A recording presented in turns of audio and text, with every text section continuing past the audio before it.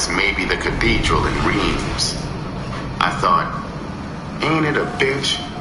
98% of the black people back there in hell will be born and die and never know the joys of this earthly heaven. There ain't but two passports the white folks honor, a white skin or a bale of scratch. I sure got to pimp good and cop my scratch passport. Well, at least I get a Cinderella crack at heaven. This is good. It's hipping me to what I'm missing. We turned into her driveway. I saw the soft glow of a table lamp behind blue drapes in the front room. She parked the Lincoln in a pink stucco garage that matched the house. The garage was connected to the house. We went through the back door. We passed through the kitchen. Even in the dimness it sparkled. We moved like burglars through the half-darkened house. We walked on deep pile carpet up a driveway. We got to the top. She stopped. She whispered, "Blood, I was born in this house. Everybody in the block knows me. If some friend passed and knew someone was at home, we might get an unwelcome visitor. We'll go to my bedroom in the rear." I followed to her bedroom. She flipped on a tiny blue light over a mirrored dressing table. The bedroom was done in pale blue and off-white. The queen-sized bed had a blue satin canopy over it. I sat down on a white silk chaise next to the dressing table. She switched on an ivory radio. Debussy's Clair de Lune sweet-noted gently through the room. She kicked off her tiny black calfskin shoes. She was even more beautiful here than she had been in the street. She stroked my earlobes with her fingertips. She said, "Mommy's pretty Black Panther don't run away now. I'm going downstairs and make coffee." She went down the stairs. I thought, I'm gonna crack her for scratch. She should be good for a C-note at least. A C-note ain't bad to break the ice with. If she springs for it, I'll tie her to that bed and put my pepper specialty on her. It's certain to flip a young broad like her who's lived in heaven all her life. Besides, I ain't never slopped around in the bed with a canopy, especially one in heaven. I heard the faint bounce of her tiny feet on the stairway. She came into the bedroom with a silver service. We were going to have coffee in style. She set the gleaming tray on the dressing table top. She said, "Blood, pour us a cup. I'm going to get out of these clothes, then we can chat." I poured two and left them black. I sipped mine. She stepped into a walk-in closet. She stepped out a moment later. All she had on were black panties and the red top of a transparent shorty nightgown. Her small but sculptured bosom straight jutted against the red gauze. She sat on the foot of the bed facing me and crossed her legs. I handed her the cup of black. She said, "So, you're going to stay in town for a while?" I said, "Baby, if I get strong enough encouragement, I'll stay all my life. Baby, it's a pity I had to meet you when I'm in bad shape. I want to be good company, but that car problem and Mama won't let my mind stay on a pleasant track." Her ringer snapped. "Eureka!" She got off the bed and went to the dresser across the room. She opened the top drawer and took out a bank book. She came back and sat on the bed. She tapped the red nail of her left index finger against her white teeth. She studied the book's figures. I saw a frown hedgerow her brow. She got up and went to the dresser and threw the book into the open drawer and banged it shut. I thought, this broad has overdrawn. She's gonna try dressing tabletop. She said, "Dressing tabletop. I know I don't want to evaporate ever. Please let's don't go to a bar. You can't solve your problems with alcohol. My parents are out of the city until tomorrow noon. Settle for coffee and conversation at my place. Will you, Blood? Perhaps we can find solutions to your problems there. Besides, I'm expecting Mother to call me at home later this evening." I said, Angel of mercy, I'm putting myself in your tender hands. She lived a long way from the black concentration camp. She drove for almost an hour. I can smell the pungent odors of early April plant life. This white world was like leaving hell and riding through heaven. The neat rows of plush houses shone in the moonlight. The streets were quiet, as maybe the cathedral in Reims. I thought, ain't it a bitch? 98% of the black people back there in hell will be born and die and never know the joys of this earthly heaven. There ain't but two passports the white folks honor, a white skin or a bale of scratch. Passport, well, at least I get a Cinderella crack at heaven. This is good. It's hipping me to what I'm missing. We turned into her driveway. I saw the soft glow of a table lamp behind blue drapes in the front room. She parked the Lincoln in a pink stucco garage that matched the house. The garage was connected to the house. We went through the back door. We passed through the kitchen. Even in the dimness it sparkled.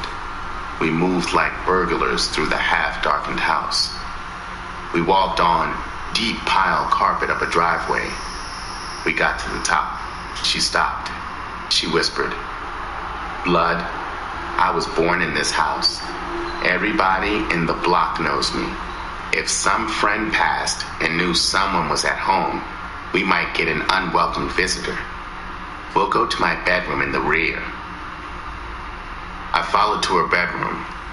She flipped on a tiny blue light over a mirrored dressing table. The bedroom was done in pale blue and off-white. The queen-sized bed had a blue satin canopy over it. I sat down on a white silk chaise next to the dressing table. She switched on an ivory radio. Debussy's Clair de Lune sweet-noted gently through the room. She kicked off her tiny black calfskin shoes. She was even more beautiful here than she had been in the street. She stroked my earlobes with her fingertips. She said, "Mommy's pretty Black Panther don't run away now. I'm going downstairs and make coffee." She went down the stairs.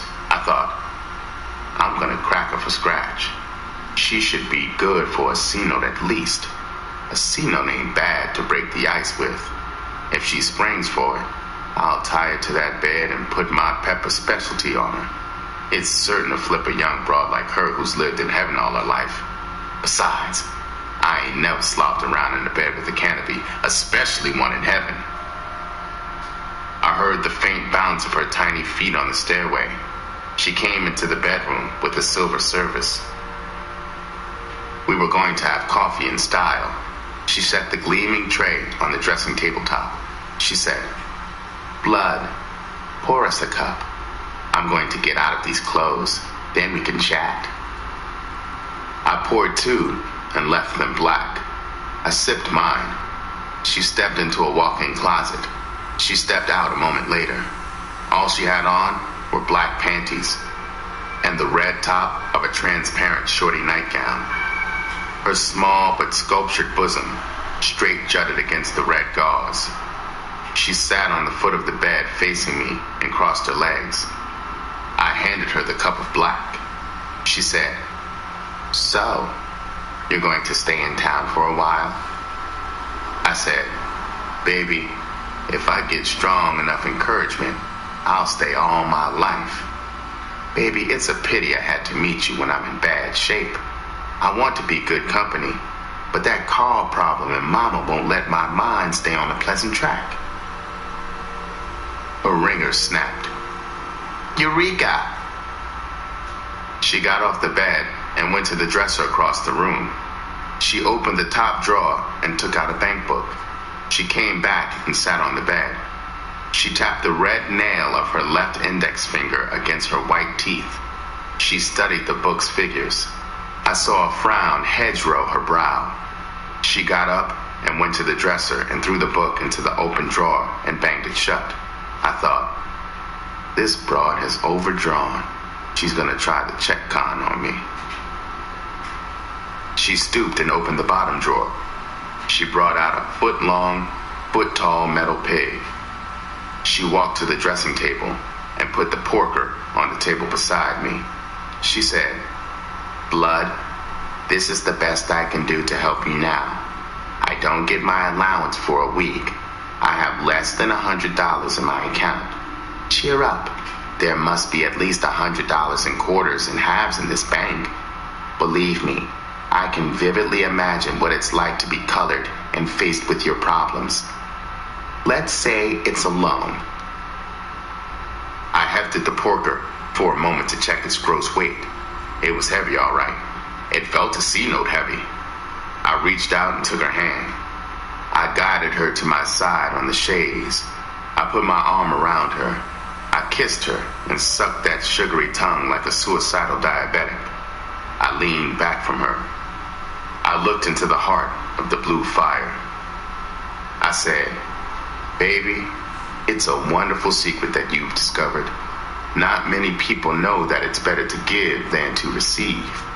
Maybe it sounds crazy, but I wish you weren't so beautiful and generous, so perfect. I don't see how you can miss capturing my foolish heart. You're a cinch to make me yours forever. Baby, I'm just a poor black country boy. Please don't hurt my heart." She sure had an appetite for the Jeff Con.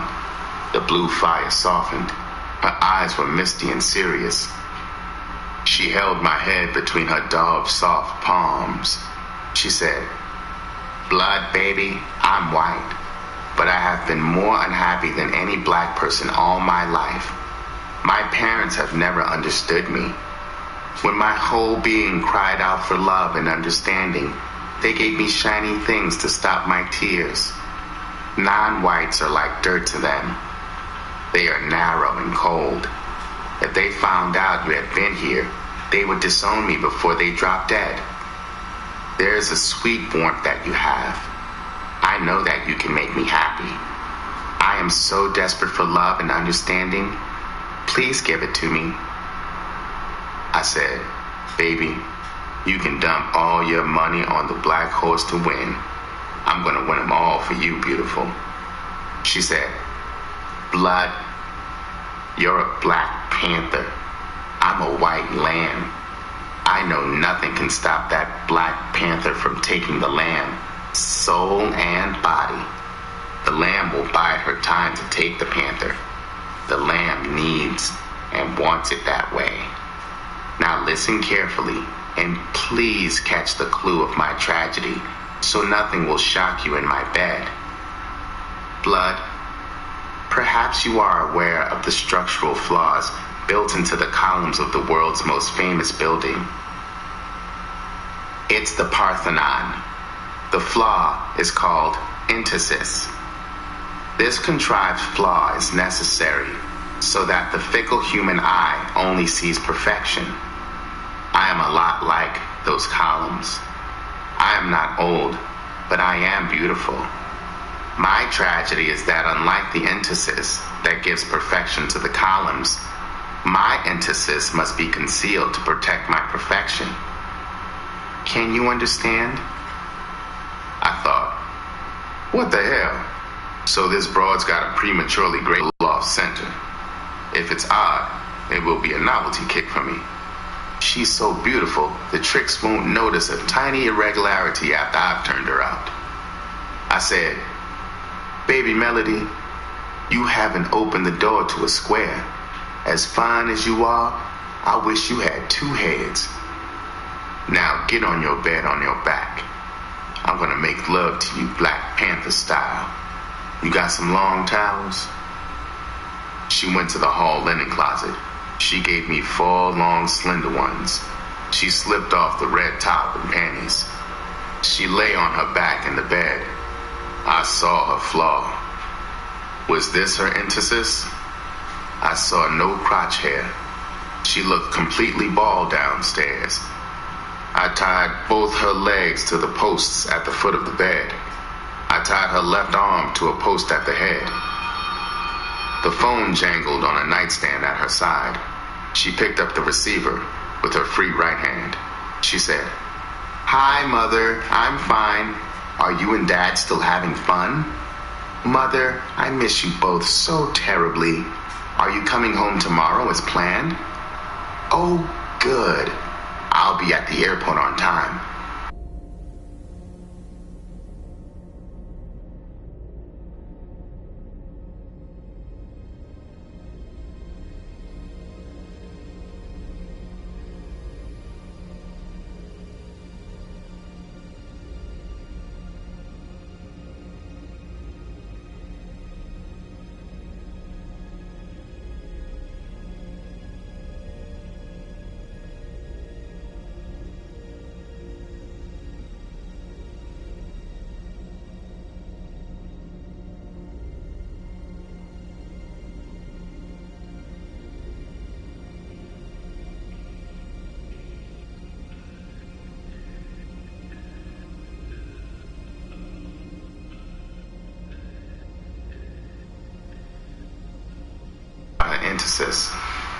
She knew I saw she was hairless downstairs. I put my knee on the bed. I stroked her belly. I felt cloth. I took a close look. A custom flesh-colored jock belt bandied her crotch. I ripped the elastic top down over her round hips. I jumped back. My rear end bounced on the floor. I struggled to my feet. I shouted, "You stinking sissy son of a bitch!" His real intersis had popped up pink and stiff.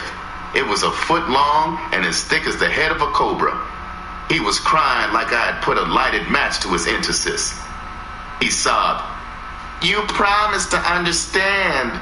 Please, blood, keep your promise. You don't know what you're missing. It's delicious, you fool."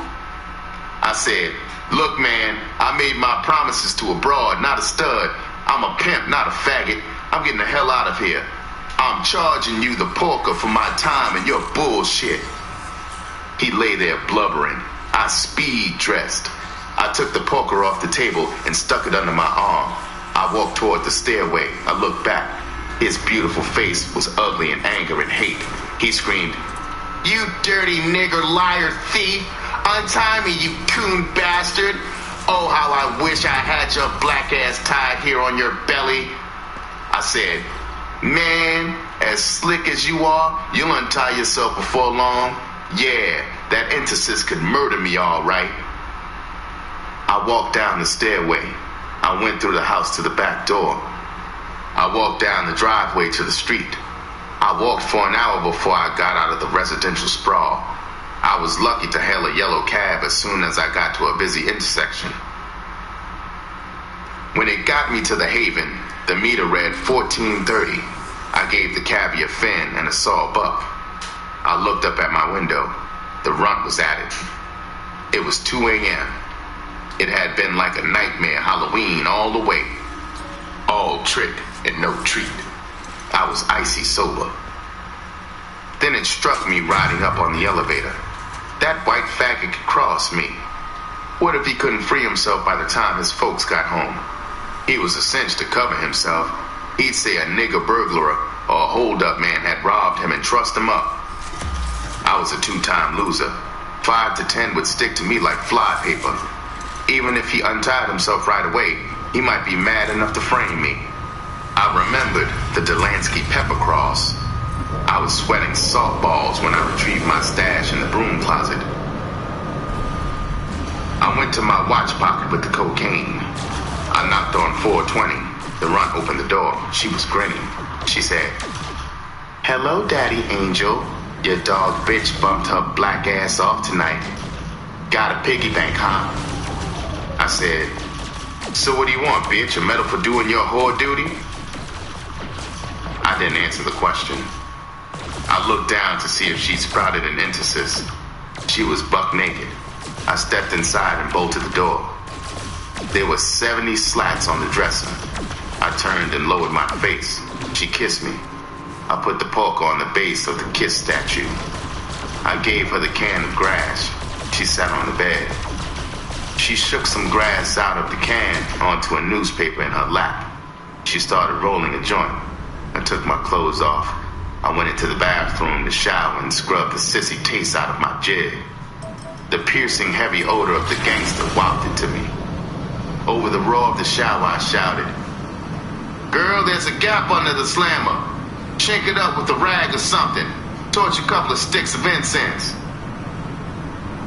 I came out of the bathroom and got into the bed beside her. She handed me a joint. I lit it and sucked it into a roach. I squeezed tobacco from the tip of a cigarette. I stuck the butt of gangster into the empty tip. I twisted the end and lit it. It was good reefer. I could feel my skull going to a dreamy float. I got one brilliant thought after another. The trouble was, each one I tried to hold on long enough so I can put a saddle on it, stampeded. It was maybe like the painful irritation a drunk wrangler suffers trying to corral a herd of greased Mustangs. Gangster was sure horse high. That reefer confusion was no good for a pimp skull. That beautiful sissy had buried a hot seed in my guts.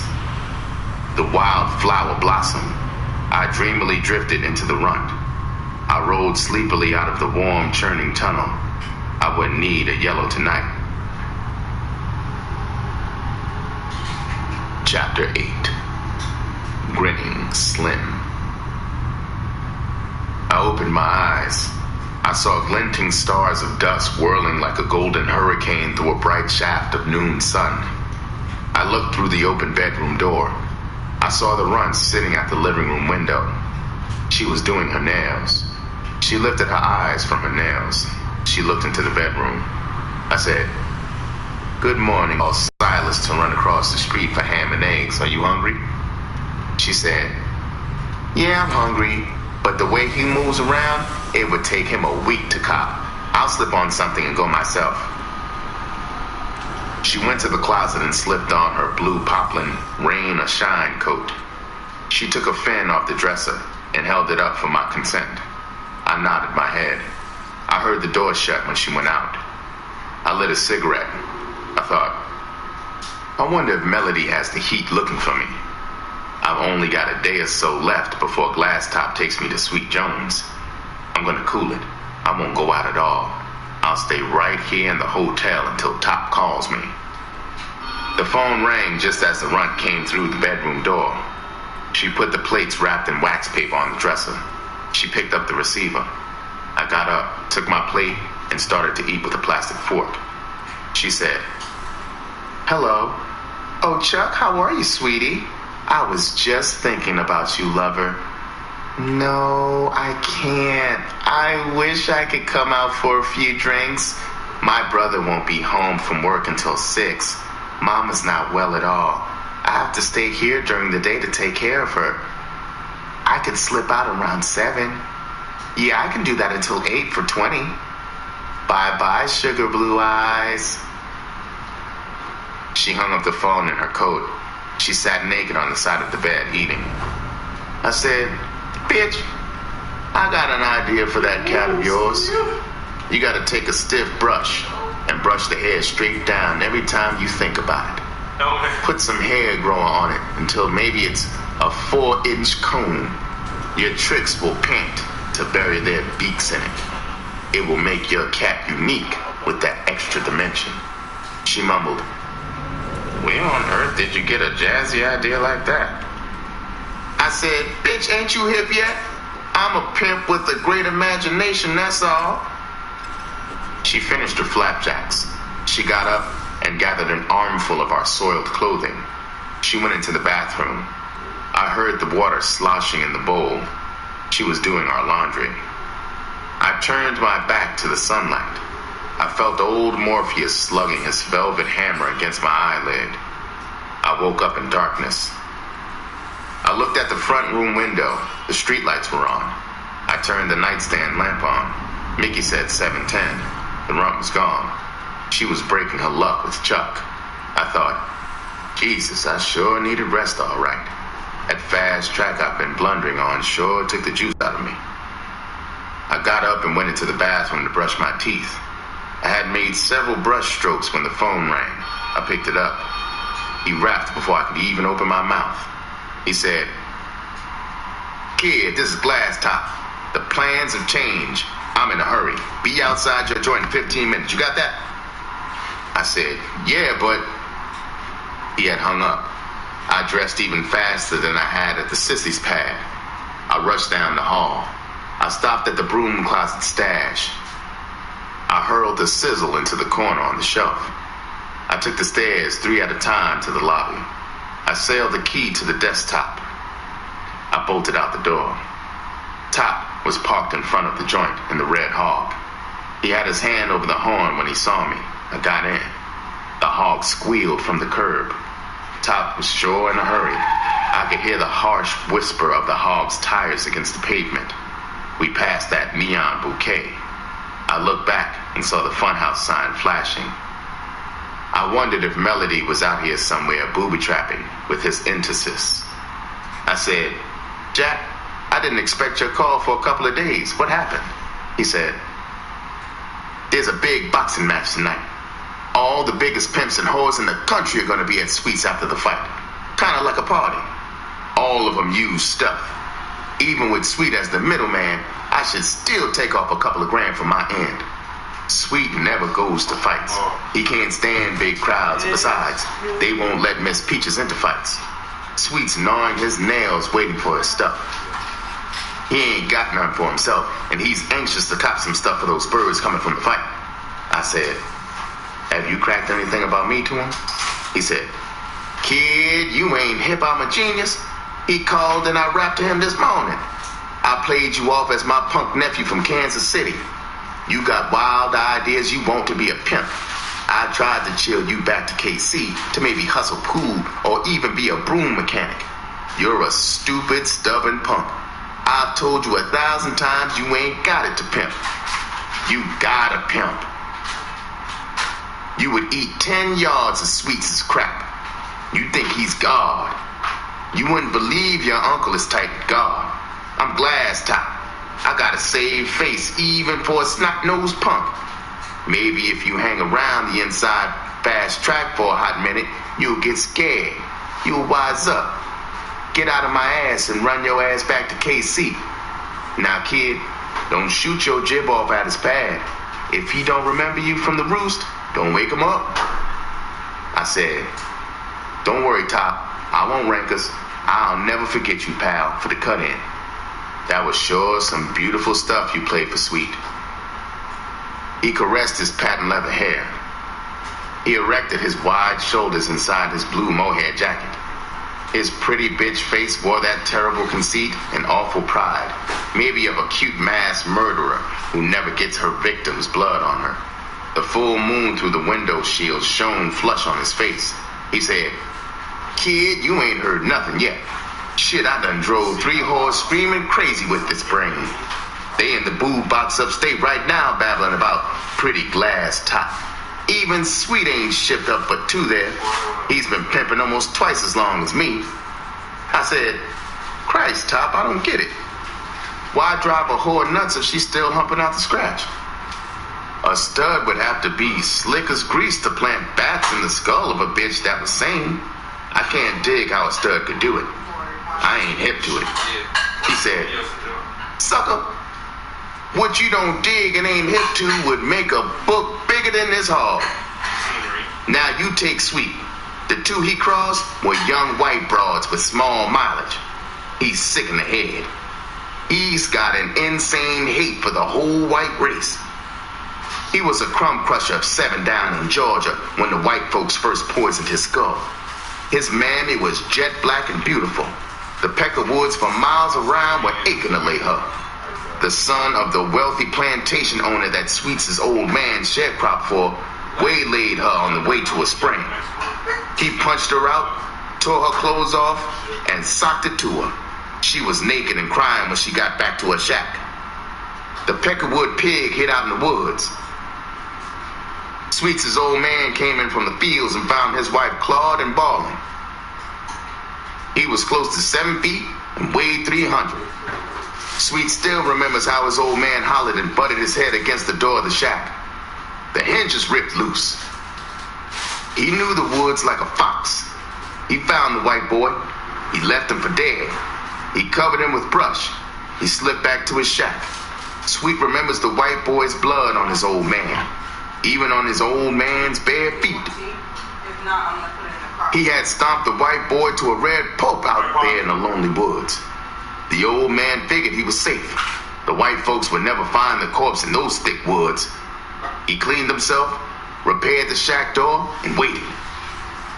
He hadn't croaked the white boy. He had only maimed and paralyzed him. That night, a white man out possum hunting with his dogs heard the kid bleating under the brush. He was out of his skull. It was midnight before the kid's ravings made sense to the white folks. Sweet heard the mob's horses galloping toward the shack. He hid in the loft just as the crazy gang came through the shack slamming. Old man's head bloody. They dragged him outside, except for his mother whimpering on the bed. Through the open door, he saw his old man swinging in the moonlight from a peach tree in front of the shack. His mammy went to the funny farm. Sweet was taken in by a sharecropper on the same plantation. He worked the fields until he got 17. He ran away and caught a freight train north. He was 18 when he got his first hoe. She was a white girl. He drove her to suicide before he got 19. Sweet's got to be 60 now. He paused. He steered the hog with one hand. He took a cigarette from his jacket pocket. He punched in the dashboard lighter. I thought, no wonder Sweets is off his rocker. I wonder why Top really gave me that tight rundown on Sweet. The lighter popped. Top lit his cigarette. He sucked hard. He blew out a white cloud against the windshield that for an instant blotted out the moon. He said, I ain't insane like Sweet. My skull is clear and cool. I ain't no mixed up southern nigga. I was born in the north. I grew up with white kids. I don't hate white people or any other people. I ain't no black brute. I'm a pretty brown-skinned lover. I love people. When I was a square, I was even engaged to marry a white girl. Her parents and friends put pressure on her and she chickened out. No shit. I guess I loved her. Right after we quit, I went to the hospital for my nerves. I ain't had nothing but horror since. It's like I told you when I met you. Sweet's a Ford, and I'm a Duesenberg. He's just an ugly, lucky nut.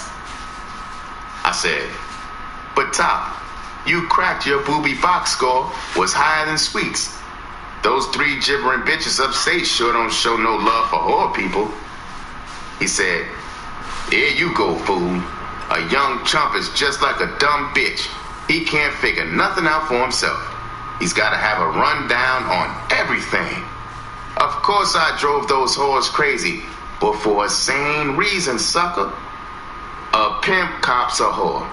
He cons her. Maybe if she stays in his corner humping his pockets fat, at the end of the rainbow, she's got a husband and a soft easy chair. To hold her beak to the grindstone, he pumps air castles into her skull. She takes all the stable grief. She hums her ass into a cramp to outshine the other hoes in the family. At first, it's easy for the bitch to stall. As she gets older and uglier, her competition gets younger and prettier. She don't have to be no brain to wake up there's no easy chair at the end. She gets hip, there ain't never been a rainbow. She gets larceny in her heart. She bullshits herself that if she can drive all those young pretty hoes away from the pimp, that rainbow might come true after all. If it don't, she'll get her revenge anyway. It's a violation of the pimp book to quit a whore. A bitch like that is a ticking time bomb. Every day, her value to the pimp drops to the zero line. She's old, tired, and dangerous. She can rattle a pimp into goofing his whole game. If the pimp is a sucker, he'll try to drive her away with his foot in her ass. She's almost a cinch to croak him or cross him into the joint. I'm a genius. I'm hip that after a bitch has had maybe 10,000 tricks driller, she ain't too steady skull-wise. I don't tip her I'm salty and disgusted. I talk like a sweet head shrinker to her. Indeed, of air castles, I pump her full of H. Her skull starts to jelly. I'll be worried as hell about her. I'll start sneaking slugs of morphine or chloral hydrate into her shots. While she's out, I'll maybe douse her chicken with blood. She comes to, I'll tell her I brought her in from the street. I'll tell her, I hope you didn't croak anybody while you were sleepwalking. I got 1,000 ways to drive him goofy. That last broad I flipped, I hung her out a 5th floor window.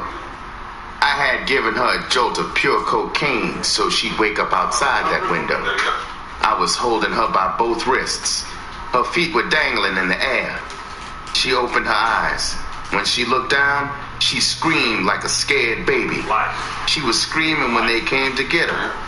You see, kid, I'm all business. I ain't got an ounce of hating me. His whole life story. He had been driving for at least an hour. I had lost track of time and space. I saw no black faces in the streets around us. It looks good. I saw tall, gleaming apartment houses. Space. Some so tall, they seemed welded to the night sky. Every planet is a new. Yeah, Top. You're a cold, clever stud, all right. Currencies. I'm sure glad you're yanking my coat. You got 18. Jesus. Play against people. Sweet must live in a white neighborhood. Meet people on He the said, planets. Yeah, kid. I haven't. He lives just around that next corner in the penthouse. Goddamn 30 goddamn ships in the sky. Like I told you, And then he's lucky as a shithouse rat. It's $1 million building. The old white broad that owns it is Sweet's freak white dog. I bet nobody who has a ship. I said, but don't the white tenants blow the roof because Sweet lives there?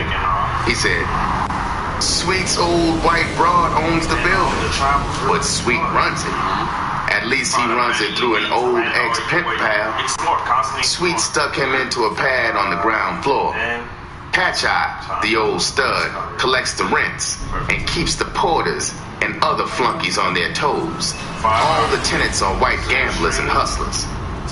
Sweet has got the old ex-pimp running the book wide open.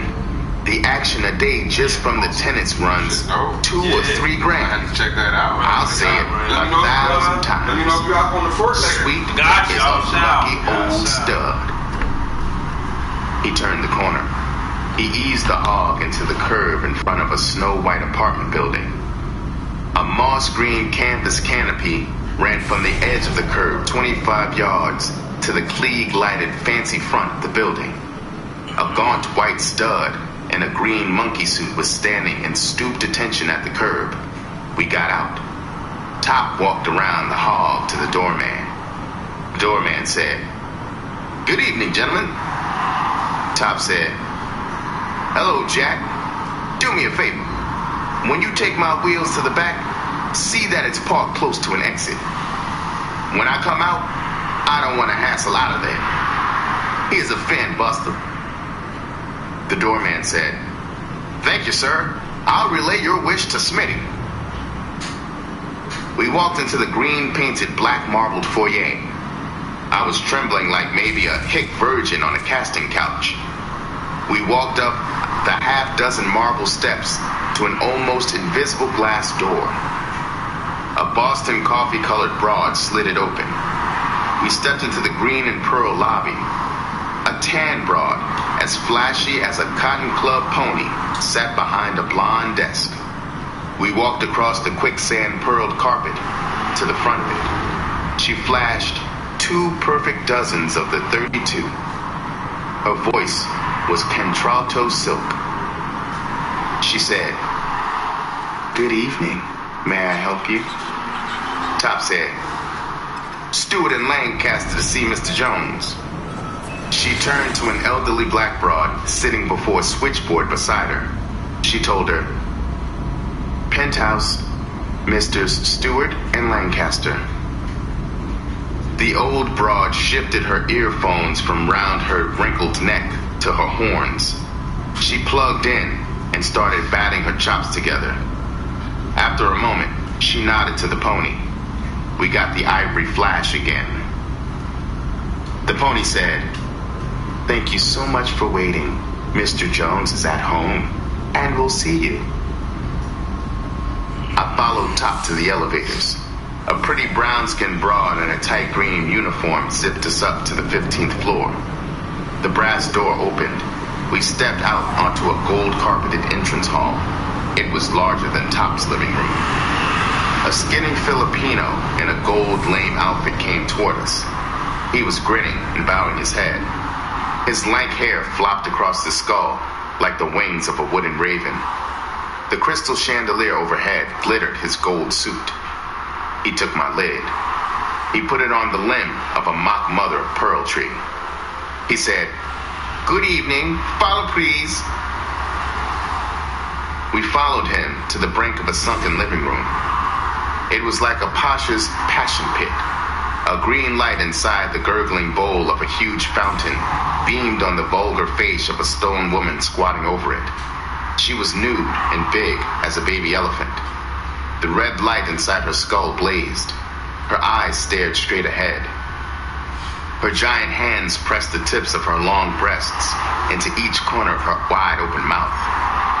She was peeing serenely and endlessly into the fountain bowl. We stepped down to the champagne oriental carpet. Sweet was sitting across the dim room on a white velour couch. He was wearing a white satin smoking jacket. He looked like a huge black fly in a bucket of milk. Miss Peaches was curled at his side. She was resting her black spotted head on a silk turquoise pillow. Sweet was stroking her back. She purred and locked her yellow eyes on us. I got a whiff of her raw animal odor. Sweet said, "Sit your black asses down. Sweetheart, you've been dangling me. What happened? Did that raggedy nickel hog break down? So, this is your square country nephew?" Top sat on the couch beside Miss Peaches. I sat in a blue velour chair, several yards to the side of Top. Sweet's gray eyes were flickering up and down me. I was nervous. I grinned at him. I jerked my eyes away to a large picture on the wall over the couch. He's a Great Dane with his red tongue lolling out was astraddle her back. He had his paws hooked under her breasts. Her blonde head was turned, looking back at him. Her blue eyes were popped wide open.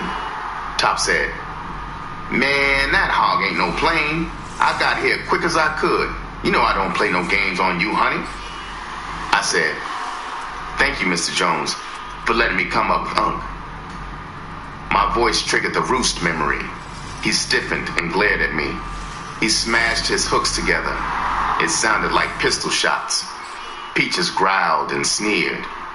He said, "Ain't you the little shitball I chased out of the roost?"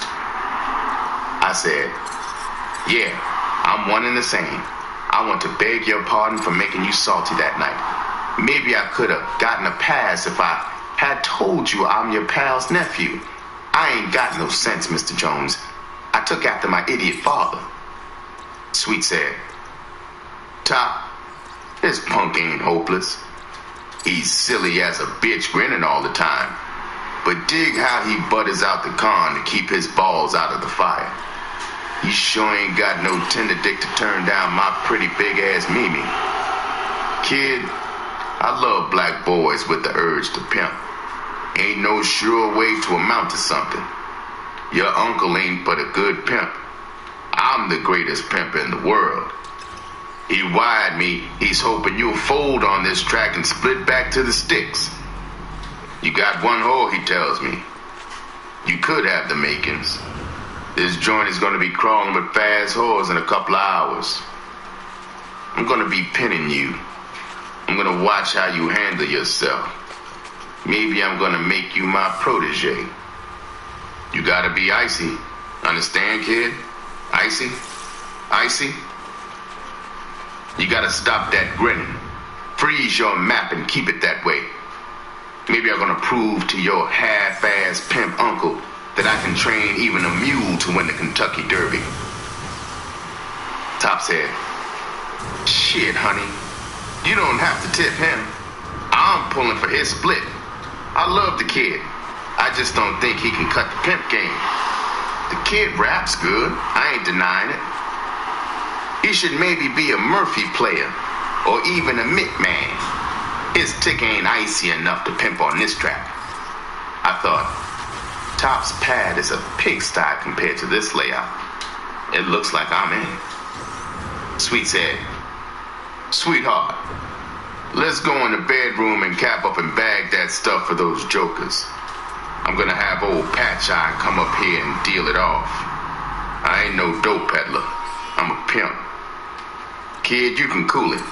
Have the Filipino bring you a taste. If you want, get it yourself from the bar over there." They went around a hand-painted gold silk screen through a doorway. Peaches padded behind them.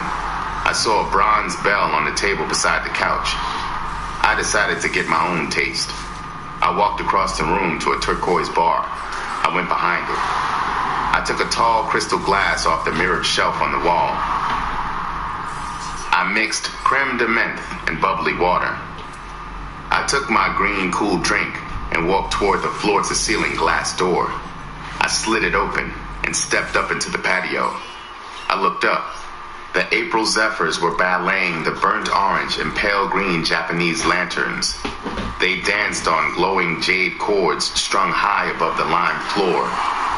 The ice cream yellow moon seemed close enough to lick. I walked to the pearl parapet. I looked out at a brilliant sea of emerald and ruby neon bursting pastel skyrockets toward the cobalt blue sky, bejeweled with sapphire stars. I thought, Sweet sure has caught lightning in the thimble. He came out of the white man's cotton fields. He's pimped himself up to this. He's living high in the sky like a black god in heaven with the white people. He ain't no nigga doctor. He ain't no hot sheet nigga preacher. But he's here. He pimped up his scratch passport. That barbed wire stockade is 1,000,000 miles away. I got more education. I'm better looking and younger than he is. I know I can do it too. I remembered Henry and how religious he was. Look what happened to him.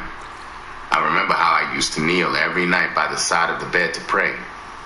I really believed in God then. I knew he existed. Now, I wasn't so sure. I guess the first prison rap started to hack away at my belief in him. I often wondered in the cell how, if he existed, he can let the dummy destroy Oscar, who loved him. I told myself at the time, maybe he's got complicated long-range plans. Maybe he's even got divine reasons for letting the white folks butcher black people down south. Maybe some morning about dawn, all the black folks will sing hallelujah. God's white board of directors will untie the red tape. God will roll up his sleeves. He'll smash down the invisible stockades. He'll kill all the rats in the black ghettos, fill all the black bellies, and con all the white folks that niggas are his children too. Now I couldn't wait. If he were up there or not, I had to go with the odds. I started into the sky. It was the first time I prayed since Steve, the tramp. I know now it was more fearful alibi than anything else.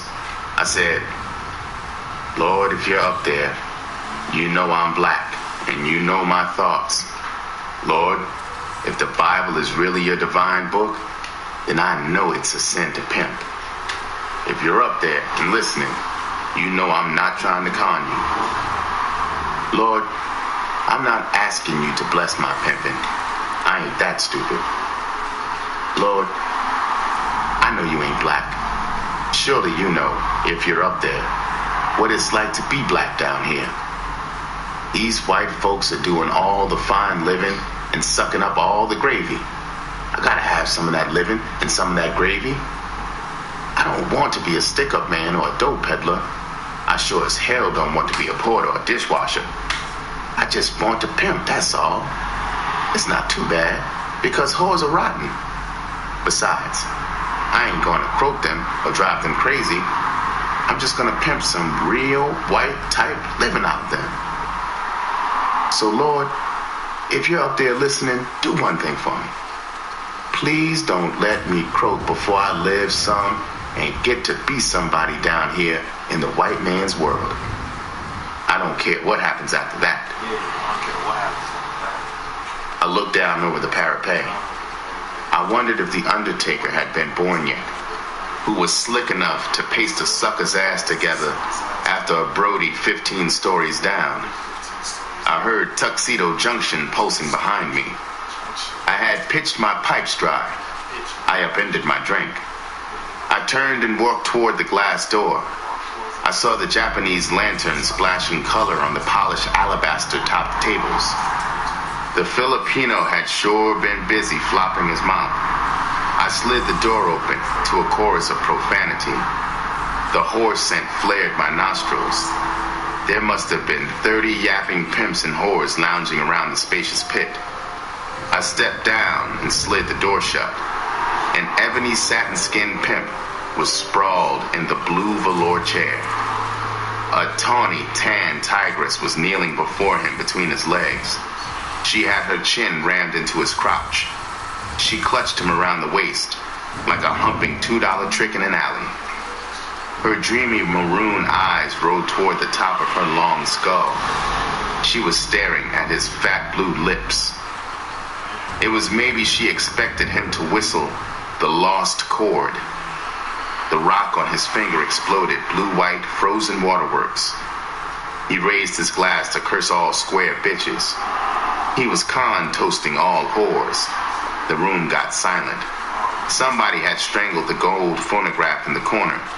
He toasted. Before I touch a square bitch's slit, I'd suck 1,000 clappy pricks and swim through liquid shit. They got green puke between their rotten toes, and snot runs from their funky noses. I hope all square bitches become syphilitic wrecks. I hope they all fall through their own assholes. Fall through their own assholes. Break their motherfucking necks. Motherfucking necks. Oh! It was the first time I'd heard it. God damn it. It was the first time for the crowd, too. Strong. They roared and begged him to do it again. One more He time. looked toward the hand-painted Chinese screen. All eyes turned to Top and Sweet coming into the room. An old black stud wearing a white silk patch over his right eye trailed behind them. Peaches followed him. He looked like a vulture decked out in a gray mohair vine. Peaches stood before the white velour couch and bared her fangs. The three pimps sitting on it scattered off it like quail under a double-barreled shotgun. They thumped their rear ends to the carpet. Sweet, her dreamy maroon eyes rolled toward the top of her long skull.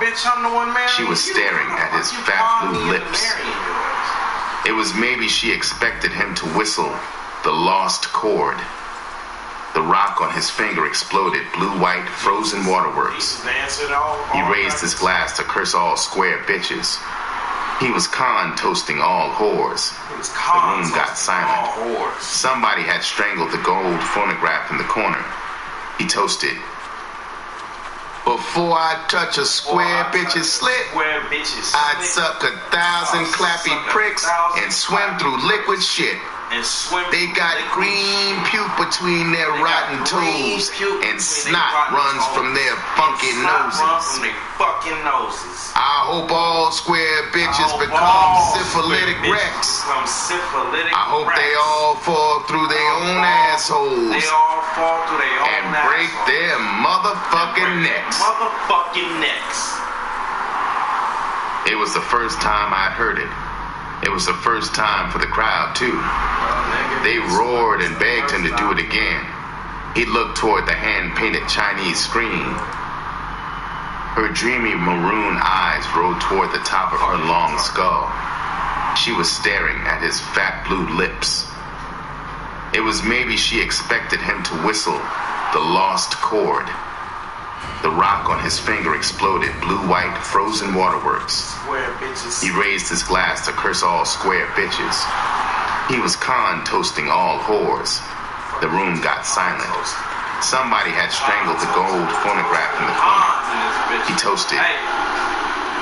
Before I touch a square bitch's slit, I'd suck 1,000 clappy pricks and swim through liquid shit. They got green puke between their rotten toes, and snot runs from their funky noses. Fat, disgusting noses. I hope all square bitches become syphilitic wrecks. I hope they all fall through their own assholes and break their motherfucking necks. Goddamn. It was the first time and sucking up all the gravy. I gotta have some of that living and some of that gravy. I don't want to be a stick-up man or a dope peddler. I sure as hell don't want to be a porter or a dishwasher. I just want to pimp, that's all. It's not too. Besides, I ain't gonna croak them or drive them crazy. I'm just gonna pimp some real white type living out there. So Lord, if you're out there listening, do one thing for me. Please don't let me croak before I live some and get to be somebody down here in the white man's world. I don't care what happens after that. I don't care what happens after that. I looked down over the parapet. I wondered if the Undertaker had been born yet, who was slick enough to paste a sucker's ass together after a Brody 15 stories down. I heard Tuxedo Junction pulsing behind me. I had pitched my pipes dry. I upended my drink. I turned and walked toward the glass door. I saw the Japanese lantern splashing color on the polished alabaster-topped tables. The Filipino had sure been busy flopping his mouth. I slid the door open to a chorus of profanity. The horse scent flared my nostrils. There must have been 30 yapping pimps and whores lounging around the spacious pit. I stepped down and slid the door shut. An ebony satin-skinned pimp was sprawled in the blue velour chair. A tawny, tan tigress was kneeling before him between his legs. She had her chin rammed into his crotch. She clutched him around the waist, like a humping $2 trick in an alley. Her dreamy maroon eyes rolled toward the top of her long skull. She was staring at his fat blue lips. It was maybe she expected him to whistle the lost chord. The rock on his finger exploded blue-white frozen waterworks. He raised his glass to curse all square bitches. He was con-toasting all whores. The room got silent. Somebody had strangled the gold phonograph in the corner. He toasted. Before I touch a square bitch's slit, I'd suck 1,000 clappy pricks and swim through liquid shit. They got green puke between their rotten toes, and snot runs from their funky noses. I hope all square bitches become syphilitic wrecks. I hope they all fall through their own assholes and break their motherfucking necks. It was the first time I'd heard it. It was the first time for the crowd, too. They roared and begged him to do it again. He looked toward the hand-painted Chinese screen. All eyes turned to Top and Sweet coming into the room. An old black stud wearing a white silk patch over his right eye trailed behind them. Peaches followed him. He looked like a vulture decked out in a gray mohair vine. Peaches stood before the white velour couch and bared her fangs. The three pimps sitting on it scattered off it like quail under a double-barreled shotgun. They thumped their rear ends to the carpet. Sweet, Top, and Peaches sat on the couch. I sat on a satin pillow in the corner near the glass door. I watched the show. I saw Patch Eye go and sit behind the bar. Everybody was in a big half circle around the couch. It was like the couch was a stage, and Sweet was the star. Sweet said, "Well, how did you silly bastards like to fight? Did the nigga murder that peck of wood, or did his black ass turn shit yellow?" A southern white whore with a wide face and a sultry voice like Bankhead's drawled, "Mr. Jones, I'm happy to report that the nigga run the white stud back into his mammy's ass in the first round. Everybody laughed except Sweet. He was crashing together his mitts. I wondered what madness bubbled in his skull as he stared at her. A high-ass yellow broad flicked life back into the phonograph. Gloomy Sunday, the suicide's favorite, dirged through the room. She stared at me as she came away. Sweet said, "All right, you freakish pigs. Patch Eyes got outfits and bags of poison. You got the go sign to croak yourselves." They started rising from the satin pillows and velour ottomans. They clustered around Patch Eye at the bar. The high-ass yellow broad came to me. She stooped in front of me. I saw black tracks on her inner thighs. Yes. The inside of her gaping cat was beefsteak red. She had a shiv slash on the right side of her face. Shiv slash. It was a livid gully from her cheekbone to the corner of her twisted mouth. Small pock craters covered her face. I caught the glint of a pearl-handled switchblade in her bosom. Her gray eyes were whirling in her skull. She was high.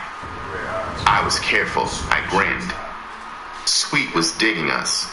He was shaking his head in disgust. I wondered if he thought I ought to slug her in the jib and maybe take that shiv in the gut.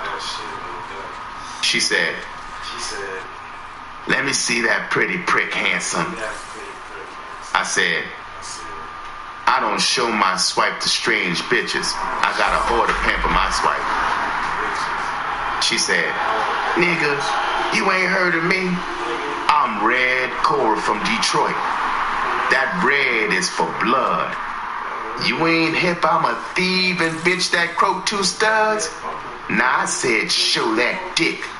Call me Cora, little bullshit nigga. Ain't you a bitch with 1 whore? You gonna starve to death, nigga. If she's a chump flatbacker, nigga, you better get hip and cop a thief." Ruthless. Don't let them niggas sleep on. A big husky broad with a spike in one hand and a pack of stuff in the other took me off the hook. She kneed Cora's spine. She said, "Bitch, I'm gonna shoot this dope. You want some? You can Georgia this skinny nigga later." I watched Cora's rear end twist away from me. She and the husky broad went to the bar and got a spoon and a glass of water. I looked at Sweet. He was giving me a cold stare. I thought, this track is too fast. I can't protect myself. With young soft bitches like the Run, I'm a champ. These old hard bitches, I gotta solve. I gotta be careful and not blow Sweet. If I suck out anymore tonight, he'll freeze and boot me. I sat in the corner bug-eyed for 2 hours. My ears flapped to the super slick dialogue. I was excited by the fast-paced, smooth byplay between these wizards of pimpdom. Red Cora kept me edgy. She went to the patio several times. She was head out of her skull. Each time she passed, she cracked on me. She was sure panting to view my swipe. Several of Sweet's whores came in. None of them had been at the Roost with him the first time I saw him. All of them were fine, with low mileage. One of them was yellow and beautiful. She couldn't have been more than 17. There was a giant black pimp from the Apple. He had 3 of his whores with him. He had been boasting about how he had his trained. He was one of the 3 at the party that didn't bang stuff. I watched him snort girl and a few mixed drinks. He had a glass in his hand standing over Sweet and Top on the couch. He said, "Sweet, ain't a bitch living can pop me off unless I want her to. I don't care if she got velvet suction cups in her cap. Her jib can have a college degree. She ain't gonna make me pop against my will. I got the toughest swipe in the world. I got a C note to back my crack." Sweet said, "Sucker, I got a young bitch I turned out 6 months ago that can blow that tender sucker swipe of yours in 5 minutes. I ain't going to teach you no lesson for a measly C-note. If that C-note ain't all you got, put 5 bills in Top's mitt, and you got a bet. The big joker snatched a roll from his side pocket. He plunked 5 C-notes into Top's palm. Sweet eased a bale of C-notes from the pocket of his smoking jacket. He covered the bet in Top's hand. Sweet snapped his fingers. The beautiful yellow broad kneeled before the standing giant. She started to perform before the cheering audience. Within less than 3 minutes, she had won the bet for Sweet. The big joker stood there for a long moment with his eyes closed. He had a goofy grin on his face. One of his whores snickered. He slapped her hard against the jaw. He went to the bar. I thought, she sure had a head for business. Pepper was great, but she couldn't hold this broad's douchebag. I got up and went behind the Chinese screen through the door. I went down the long hall. I passed 3 way out bedrooms.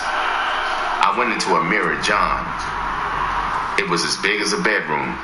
I pushed the door shut. I should have locked it. I walked to the stool. I raised the lid. That tough bitch, Red Cora, darted in. She was licking out her red tongue. Her gray eyes were voodooing in her skull. She was hot as hell for my relative innocence and youth. She was a double murderess with a skull load of H and a hot jib. I stood there before the deadly bitch. I searched the thin catalog in my skull. I didn't know the right crack for a situation like this. I mumbled a plaintive pitch. I said, now listen, girl, you haven't given me a nickel. I'm not your man. It was like trying to stand off a starving leopard with a broom straw. She snaked that shit out of her bosom and popped the gleaming blade open. She clawed my fly open with the other hand. I heard buttons bounce on the tile floor. My ticker was doing a foxtrot. She said, you jabbing pretty son of a bitch. You ain't no pimp. I'm gonna eat your sweet ass up or chop off your dick. I backed up to the wall beside the stool. I could feel the wet, throbbing tips of my fingers against the cool tile. She was grabbing inside when Sweet pulled in. He seized a fistful of her long hair. She squealed in pain.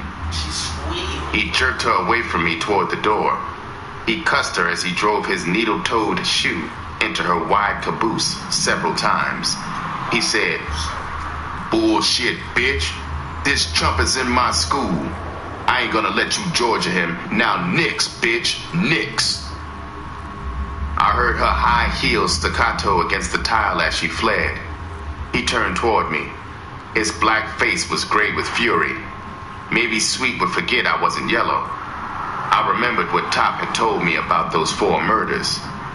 He thrust his flat black nose against mine. I could feel the spray of spit strike my lips as he cursed me. He twisted the collar of my vine like a garrote around my throat.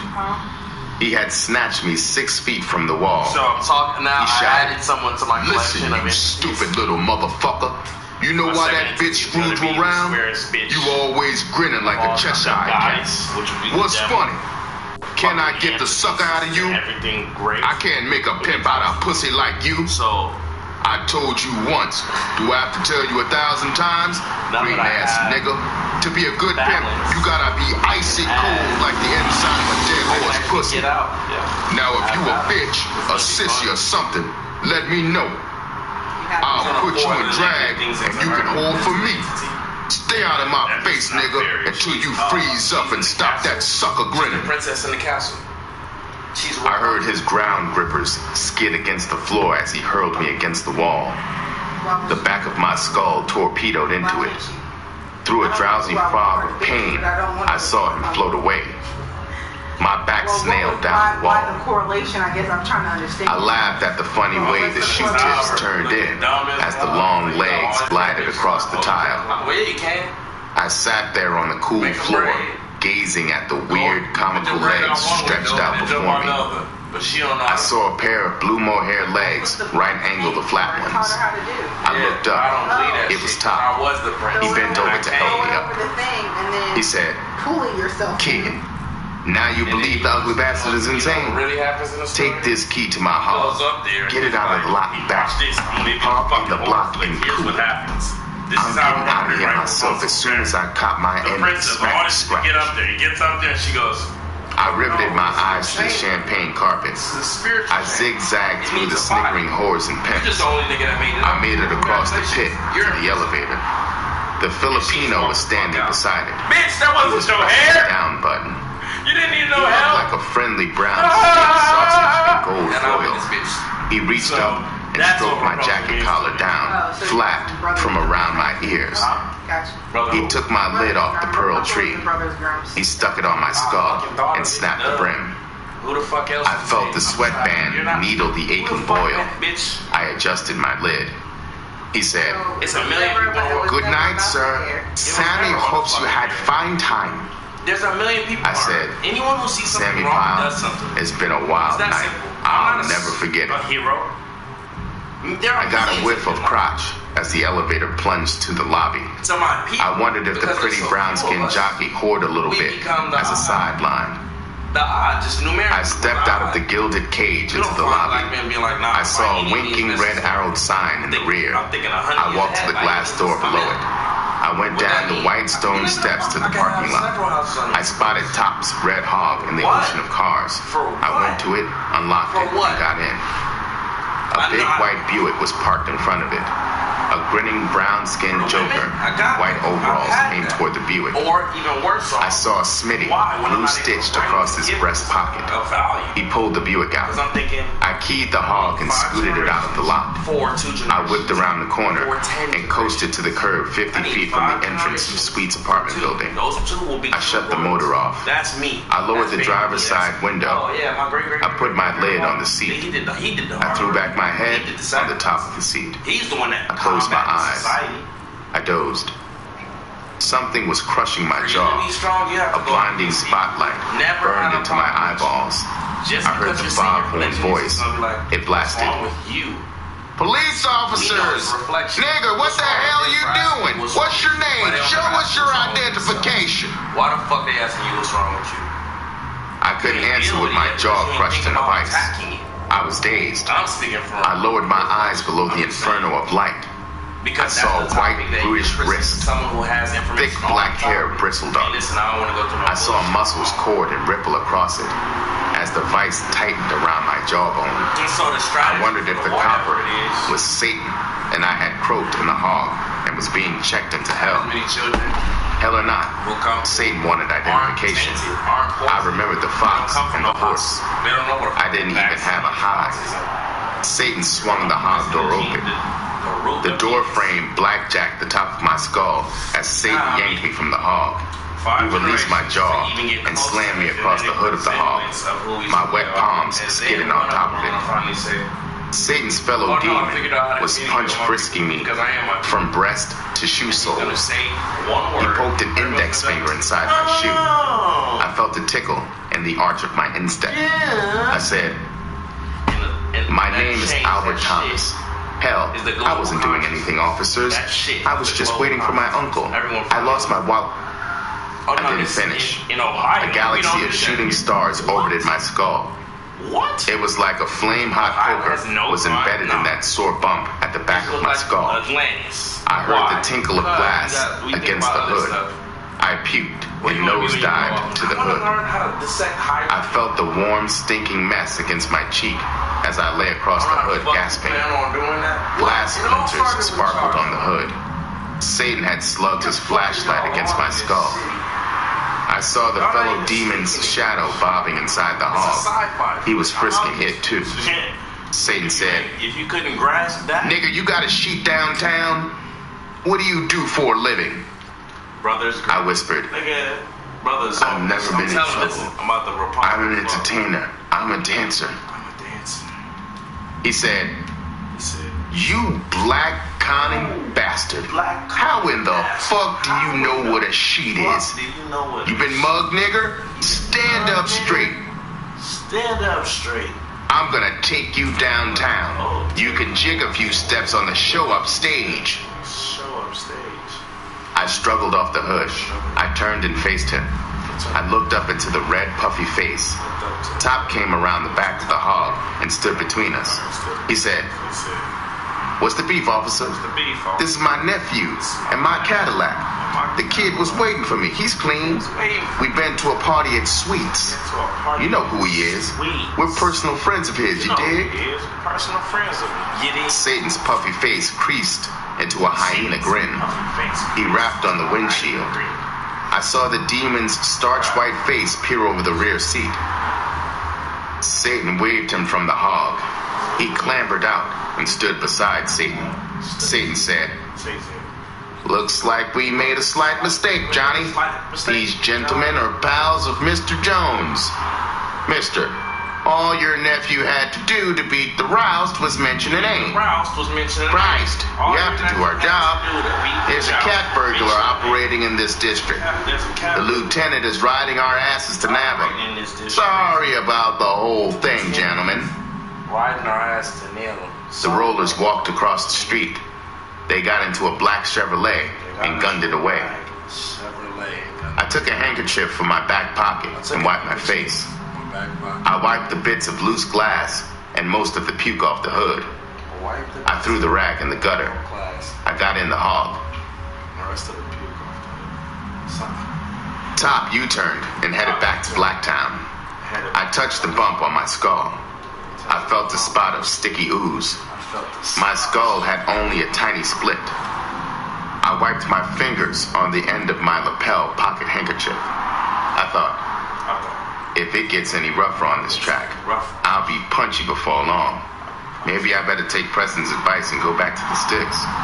I said, "Geez, Sweet Jones sure has got pull. It was like magic when you cracked his name." Top said, "Magic your black ass. The only magic is in that C note a weak Sweet lays on him. Every copper in the district from captain down greases his mitts on that lard bucket in Sweets' pocket. Mary, mammy of Jesus, you stink. You must have shit your pants. You sure getting funky breaks, kid. Too bad you couldn't handle Red Cora. She's one of the fastest thieves in the country." I said, "Look, Top, if that crazy pock-faced bitch had a tunnel straight into Fort Knox, I wouldn't fart in her jig. I hate old hard-leg whores." He said, "That's a chump crack. After you get hip to the pimp game, you'll take scratch from a gold-toothed, three-legged bulldog with two heads. Say, listen, kid, don't ever forget to keep that rundown on Sweet under your leg. I'm the only stud he told he'd twist my skull off and play soccer with it." I said, "Now, Top, that's a hell of a crack to me. Do I look like the kind of rat square that would cross a pal?" I was glad when I saw the Haven's blue sign. Top parked across the street from it. I got out. I had crossed to the middle of the street. Top blew the horn. I turned back to the side of the hog. Top had my lid and a small square of paper in his hand. I took them. He said, "Kid, here's my phone number in case you want to ring me for something. Take it easy now." I passed through the lobby. The indicator pointed out the elevator was at the 4th floor. I took the stairs and picked up the sizzle from the broom closet. The runt let me in after the first knock. I walked by her to the bedroom and stuck the sizzle in a coat pocket in the closet. I started taking my stinking clothes off. She was standing in the doorway. I tossed them in a pile in the corner.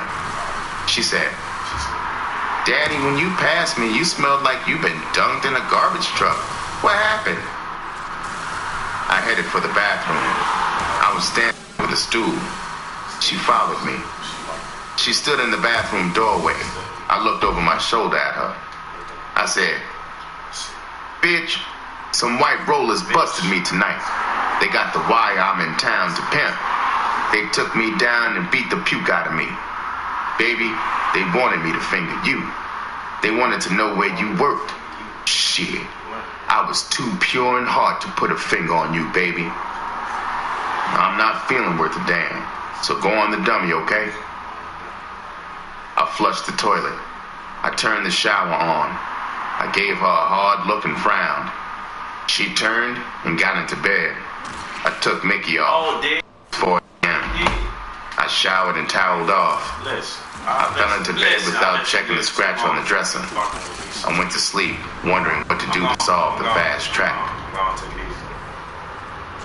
Oh, you was busy, huh? Chapter 9. The Butterfly. I woke up. The sun was moon bright. I heard a squad of rats or something in the direction of the closet. I turned and looked. It was the runt. She was on her knees in the closet, scraping and pulling suitcases and shoes around. Her skull was sore and throbbing. I touched it. I felt a crusty cap over the bump. I thought as I watched the runt's rear end, what the hell is she doing? I said, damn, bitch, can't you put a damper on that racket? I got an aching skull. I wake up, the first living thing I pin is the rusty black ass of a dizzy whore. She's digging a ditch in the closet. Now there's got to be a prettier way to start a day. She snapped her head around and said, I'm looking for the reefer. I feel low. Where did you stash it? I couldn't find it last night when I came in. I got up and went to the closet. I ran my hand into the coat pocket stash. I separated my stuff from the reefer inside. I gave her the can. I saw 2 lonely sawbucks on the dresser. I went back and got into bed. I said, bitch, I take an outside stash. Where else? I don't want to come home some night and greet a roller. Wouldn't it be a bitch if he had that can of 1 to 2 in the penitentiary in his mitt? Christ, this scratch for last night is shitty. What happened? Some joker stick you up? That replay ain't making you lazy, is it? A double saw tape for a young freak comes out. Shit. You broke your luck with a double saw with the lover sugar blue eyes. You must have shot a blank the rest of the night. I'll murder you, bitch, if I find you freak off all night with your tricks for a double saw. She was looking at the sides of the joint she had rolled. She sat on the side of the bed next to me. She rolled her sassy eyes. She said, Daddy, I'm your girl. If I ever stop loving you, I'm gonna quit porn for you. If you don't fuck me, I'll get another black man when we're washed up. Right now, I'm in your corner all the way. White tricks don't move me. I want to vomit when they paw and slobber over me. I baby talk them, but I hate them. Daddy, I just want their scratch. I get a thrill with them, all right. It knocks me out that here I am, a black nigga bitch, taking their scratch. A lot of them are clean-cut, high muckety-mucks in the white world. Some of them show me pictures of beautiful wives and cute children. It makes me feel greater than those white bitches living in soft luxury. Those white broads got nigga maids they laugh at. They think we ain't good for nothing but clowning and cleaning. It would give them a stroke to see their trick husbands moaning and groaning and licking between a black whore's thighs. I know I ain't got no silky hair and white skin. I'm damn sure hit those white men ain't leaving heaven to come to hell every night just for the drive. They coming because those cold-ass white broads in heaven ain't got what these black whores in hell got between their legs. Black and low as I am, I got secrets with their white men those high-class white bitches ain't hip to. Now, Daddy, we rap so little, I got earned away. I ain't nobody's fool but yours. I wanted to run down to you this morning about last night. You put me on the dummy, remember? After I turned Chuck at the Martin, I got aroused. 2 white vice coppers picked me up. They rolled me around and felt over me. One of them was a mean, nasty bastard. The other, the blonde, nice one, was sorry for me. Nasty said, I know this black bitch is a citringer. for those 8 larceny from the person's beefs. We ought to take her down and put her on a show-up or 2. What the hell, Carl? We know she's a whore. Blondie said, but Max, she ain't no hard leg. She's just a beautiful, young, sexy kid with a mother to support. You know how tough it is for Boots to get 3 squares and a roof in this town. Let's give her a break and cut her loose. Jesus, Max, this broad has got a pair of thighs on her. She's soft as kitten fur. Nasty said, Carl, you sure got a weak spot for spades. This broad says she's broke. That black ass of hers ain't enough to buy a pass from me. If she ain't too shy to show what her derby's like, maybe, I say just maybe, I might give her a break. I'm driving into this alley. Carl, you test her lid and snatch. If you ain't raving how great it is upstairs and down when you finish, I'm gonna wheel out of this alley and toss her black ass in jail. I'm gonna book her on those 8 counts of larceny. If she's lucky, she'll get a deuce. Daddy, Blondie pushed my head down to his lap. Then I got on the back seat with him. That freak bastard Max turned around and kept his flashlight on us the whole time. I made Blondie holler. I finished with Blondie. Max got back there with me. For a half hour, he called me filthy names. He punched and pinched me. I'm sore all over. Blondie begged him to stop. My ass feels like he split something back there. I had a rough time. Finally, they let me out. Max told me to never let him see me again. I was so scared I came in. That's why the scratch is short. I hate white people. Max will bust me if he sees me again. I hate white people. You're gonna have to find me another street to work. AKA racist. I said, Because no one will believe in you square-ass stupid bitch. These are what the officers. You think you're a brain because you're hip that white men sneak through the stockade to lay black whores? Ma'am. Ain't a nigga sealed in here that don't know that. It don't make you great because those white sick fools leave that fine pussy in heaven to find your stinking black ass in hell. You chicken-hearted bitch. You got aroused. They conned you to believe they could slap a bum rap on you. You're too dumb to know I'm gonna raise you. You rammed your funky finger in your sore ass. You took a powder from the track with a lousy double saw. You let those peckerwood coppers fuck you front, rear, sideways, and across. You simple bitch. I'm gonna find you another street to work. Fuck up. Now you got like a license to hustle this one? You ain't got to worry about Max and that other roller. Bitch, you can work it forever just so you don't get cancer of the cat or lockjaw. Bitch, if you don't get out of my face, I'm going to the jail for slaughtering you. Get your clothes on. Get in the street and hump up some scratch. Bitch, don't you come to that door unless you call me first. I ain't going nowhere. Oh my goddamn phone. Ain't going nowhere. She had been taking sucks on the reefer while she was rapping. She was high when I gave her the rundown on how she had been conned by the rollers. She leaped off the bed and went to the closet. She dressed and jerked her head around the whole time. She knew I was angry. She was maybe afraid after that slaughter crack that I might goose her in the butt with my knife. She got out fast. I had Silas bring me some food and take my shirts and things to the cleaners. I ate and snorted some girl. Later I banged some. Except for the bump on my skull that still ached a little, I felt all right. I remembered Satan and the demon wanting to see identification. I called Silas. He told me where to go.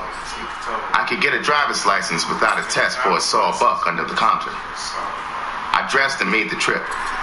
Sure enough, I copped. I was back home in an hour. I pulled a chair to the front window. I had my spyglass. It was still daylight. I didn't see the runt on the street. I spied into the greasy spoon across the street. The runt was sitting at the counter, talking to a big black stud in overalls. He had Trick engraved all over him. I saw them leave together and come across the street toward the Martin Hotel. The scar-faced horn tooter who lived in 422 across the hall came out behind them alone. He got into a battered Ford and chugged away. It gave me an idea. After all, I could blow the run. I picked up the phone and asked for connection to apartment 422. The pretty yellow ex-whore helloed. I was glad old Silas had given me the rundown on her. I could tailor my pitch. I said, "Now try to control yourself, baby. I'm the tall stud with the dreamy bedroom eyes across the hall on 420. I'm the guy with the pretty towel wrapped around his sexy hips. I got the same hips on now that you x-rayed. Remember that hump of sugar your peepers feasted on?" She said, "Maybe you shouldn't call me. I don't want an incident. What do you want? A lady doesn't accept phone calls from strangers." I said, $1 million and a trip to the moon with a bored, trapped, beautiful bitch, you dig? I'm no stranger. I've been popping the elastic on your panties ever since you saw me in the hall. She giggled. I could hear the thrill in her voice. The hornblower had taken her off the track, but the whore was alive and thrashing inside her. She had class. She had done more than screw on the fire escape at high school. She said, "I don't drink, and besides, I don't know you." I said, "You met me in your first hot dream, remember? You know, that pretty joker in your little girl dreams that always faded when you woke up. No. You waited and wished. You lucky bitch, I stepped out of your dreams. I'm alive and real across the hall from you. Get over here, I'm gonna turn you on. Don't worry about the watchdog. I saw him split out of the greasy spoon 10 minutes ago. Baby, I'm gonna have to make one of my whores bake you a cake with a saw in it."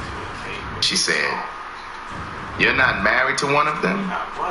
"I don't want my throat cut. I don't want to break an old habit breathing." Oh, yeah? I said, "Yeah, I'm married. I'm married to the whore game.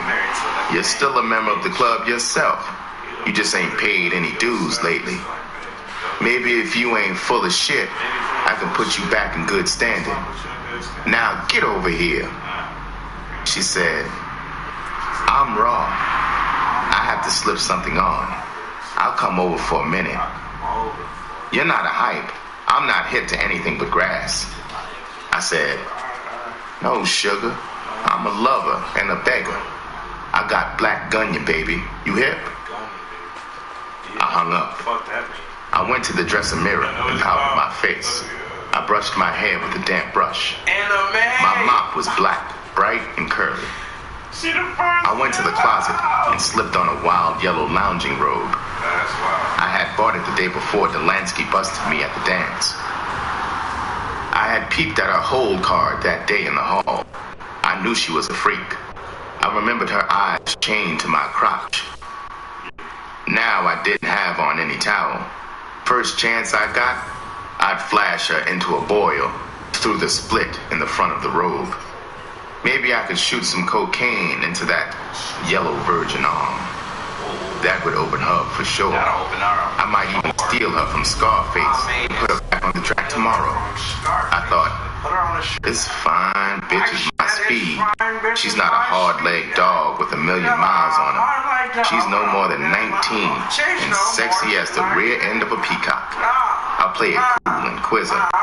Maybe some ass kicker booted her off the track. Maybe that's how Scarface copped it. I'll stay in the pimp role, but I'll sweeten it with a little high-class bullshit.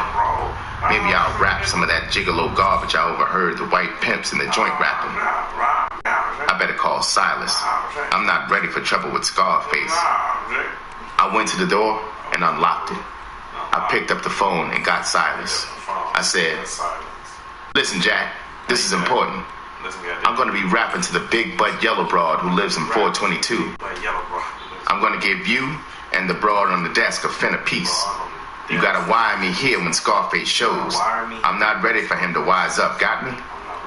Silas said, "You lucky young son of a bitch.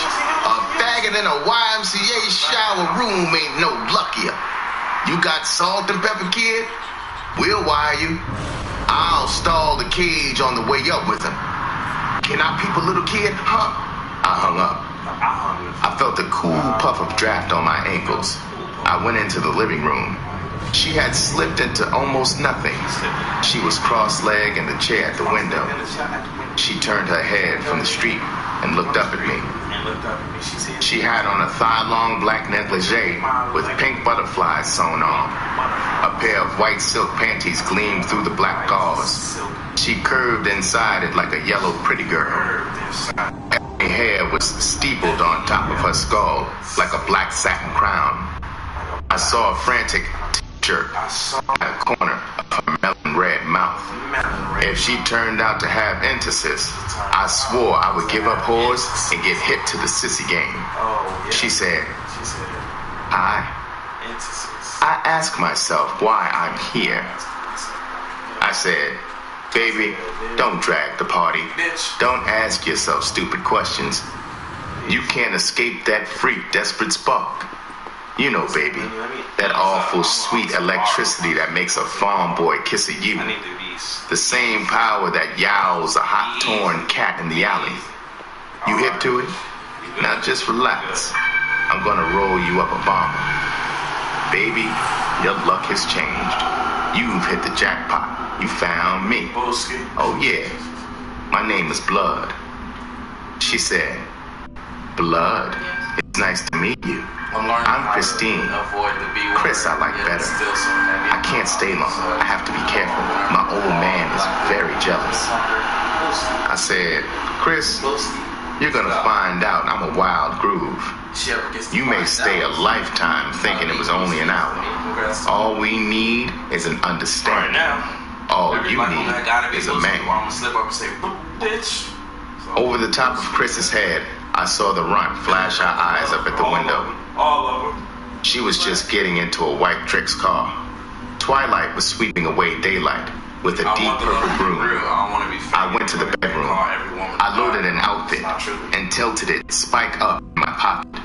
I rolled 2 bombs, one with reefer, the other in cigarette tobacco. I snorted a thumb tip of cocaine. I got a towel and put it next to the gap under the front door. I lit some incense. I gave Chris the bomb. I lit it and my dubs. With a package like Chris, reefer might confuse me. I might wake up swindled. If she had been Garbo, I still wanted scratch before snatch. I got another chair. We sat there facing each other in the twilight. I waited for the reefer to fill her skull. The bomber in her hand was now a roach. I cocktailed it for her. Her eyes were dreamy. She said, God damn, sweetheart, I'm high.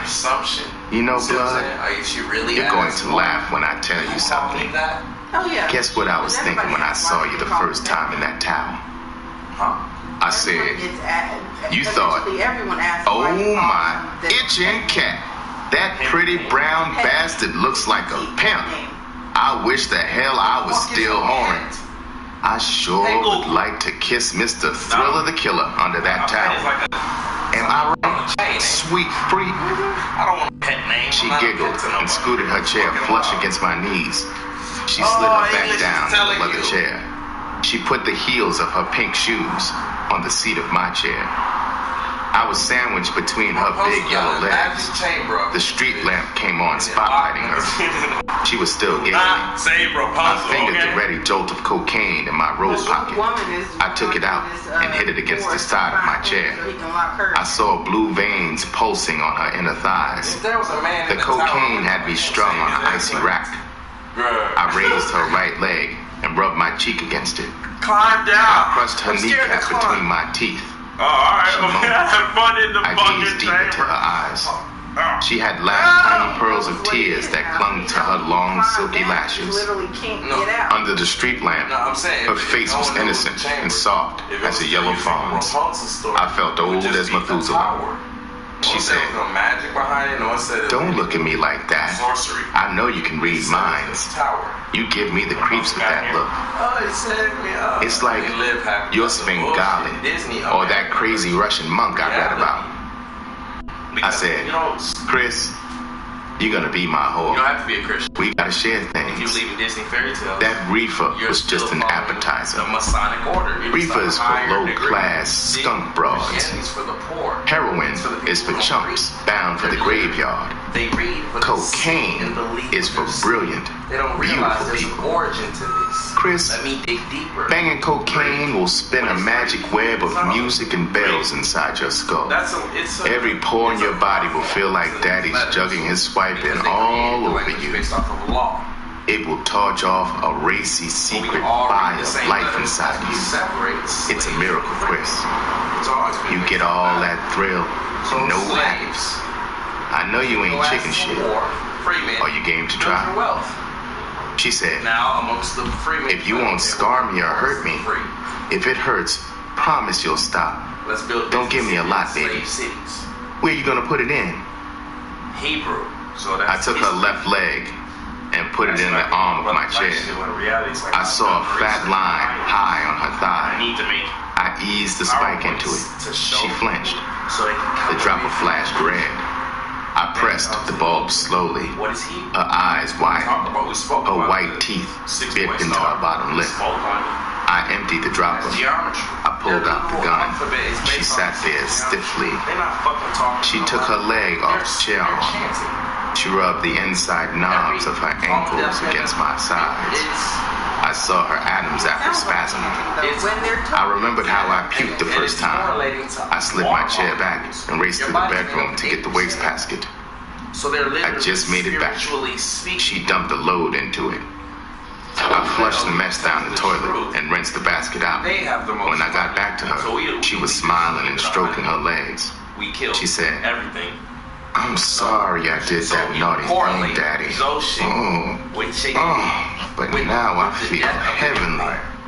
Baby, I'm so glad I came over and got this feeling. The Jewish Aren't culture those has a bells language. something? Have a language. Their language Baby, says, you got a lot of this. I want to do this every day. Stay like this every minute. Let's lie down. Unless you know I want a the form of language, introduction to unless you know the language, Mr. you can be Thriller. influenced by the culture. Because you're only gonna know I said, bitch, what a teacher when you tells come to or me you as my you whore, can get counsel just I'll like keep the your book. skull mellow. You can learn. Now you gotta be joking about Mr. But you Thriller. learn. He won't have anything to do with the broke bitch that claims a square horn blow ass her man. You will Let's go over there while he's away and get your clothes. You're not married to him, are you? 8 months. She said, Be good. how many girls do you have? Maybe your stable is too big for comfort. I get salty standing in a long line for my loving. I said, or answer my question. You say your thing, they'll be like, What are you, oh, a roller or something? I mean, it is. When you are my whore, you don't worry about anything but your own ass and scratch. Now answer my question. I want to write on my iPad. She said, You know I write, so it's like, Blood, I didn't want to answer because I am married. difficult. You know what I do with this thing. Leroy, Why you call that's me my something husband. else? Saved my life, What it's really. functional for. He's been wonderful to me. He used to be good looking. He didn't get so insanely jealous until after his accident. We've been waiting over 2 years for a settlement. It's the good Blood, feeling. honestly, It's that which is never you are my wrong. kind of stud. It's- My life is so screwed up, I don't know what to do. I sell crack. I don't know what to tell I sell you. crack. Would you believe that you're the first fellow I've talked to in over 2 years? You Blood. smoke. I don't love Leroy. I just want to get this crack on. That cocaine had her speed I'm rapping. gonna bust this I couldn't cop her tonight unless I croaked Scarface. My plans had to change. Man's. I had to unhook her from Leroy So soon. you watch him. She'd made bales of Y'all scratch. thought it was cold. Maybe I could work an angle to get her and a slice of that settlement. Of course, I couldn't wait forever. If I had to, I could a slice of the settlement. I knew Leroy was going to blow I don't up. think that was cold. He didn't have a chance to hold much longer with that ugly face and that jealous bit. I had to find out if she would level with me all the way. Silas had told me she was an ex-whore. I said, Chris, Then you see what give me a fast rundown of your life story. I'll have all the answers for you when you finish. I'll wait. She said, Let me verify if this is what I if you let me sit in That's your not lap. genuine. I nodded, and she climbed onto my lap. The stories. She hooked an arm around my neck.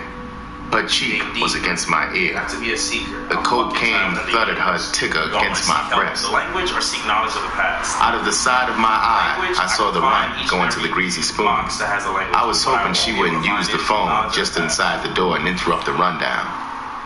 I felt her balloon bottom blasting heat into the throbbing cup of my lap.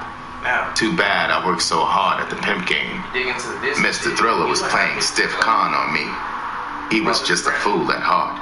The poor chump wanted to suck out in that bed with this luscious doll. Good thing he had me to stand guard over him. She said, I remember nothing but good until I was 12. Then my mother died. My father had been a kind, good man until then. He always worked. He was a good carpenter. He changed quickly after Mama died. He took my bed down. He said he wanted me to sleep with him. He told me how lonely his bed was after all those years with Mama. Nothing happened at first. One night, a month later, I had a nightmare. A wild, ferocious animal was sucking my breast. It was terrible. I woke up. It was Papa. I screamed. He slapped me hard. His face was all twisted and hateful. He looked like a crazy stranger. I blacked out. When I came to, Papa was crying and begging me to forgive him. After a while, I would just lie there, numb, and let him use me. I hated his guts. In school, I had the crazy feeling the students could see and feel my shame and filth.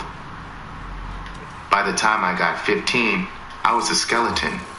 By now, he had me doing everything to him. I'm glad he's dead in hell. Papa, the beast was killing me. She said, God damn, sweetheart, I'm high. No. You know, Blood, you're going to laugh when I tell you something. Guess what I was thinking when I saw you the first time in that tower? I said, you thought, oh my itching cat, that pretty brown bastard looks like a pimp. I wish the hell I was still whoring. I sure would like to kiss Mr. Thriller the Killer under that towel. Am I right, sweet freak? She giggled and scooted her chair flush against my knees. She slid her back down in the leather chair. She put the heels of her pink shoes on the seat of my chair. I was sandwiched between her big yellow legs. The street lamp came on, spotlighting her. She was still giggling. I fingered the ready jolt of cocaine in my robe pocket. I took it out and hit it against the side of my chair. I saw blue veins pulsing on her inner thighs. The cocaine had me strung on an icy rack. I raised her right leg and rubbed my cheek against it. I crushed her kneecap between my teeth. She moaned. I gazed deep into her eyes. She had laughed tiny pearls of tears that clung to her long, silky lashes. Under the street lamp, her face was innocent and soft as a yellow fawn's. I felt old as Methuselah. She said, don't look at me like that. I know you can read minds. You give me the creeps with that look. It's like you're Svengali, or that crazy Russian monk I read about. I said, Chris, you're gonna be my whore. We gotta share things. That reefer was just an appetizer.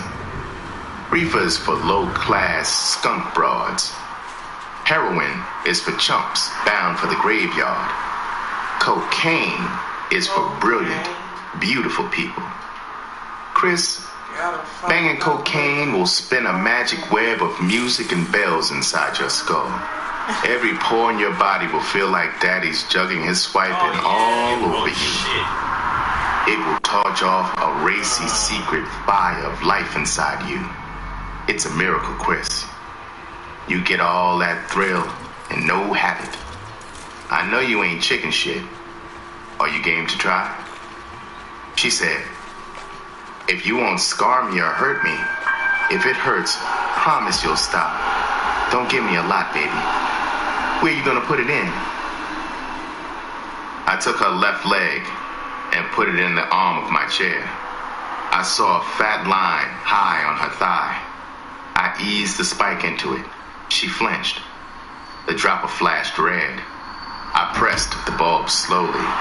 Her eyes widened. Her white teeth bit into her bottom lip. I emptied the dropper. I pulled out the gun. She sat there stiffly. She took her leg off the chair arm.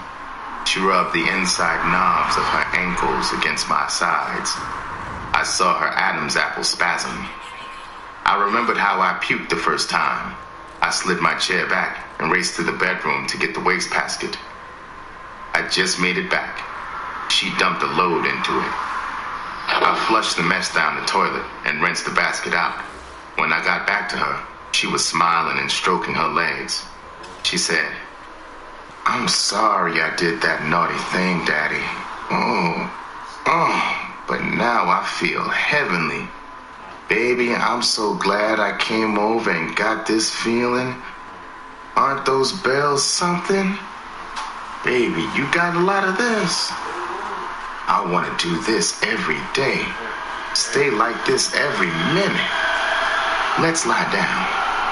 I want to form an introduction to Mr. Thriller." I said, "Bitch, when you come to me as my whore, I'll keep your skull mellow. Now you gotta be joking about Mr. Thriller.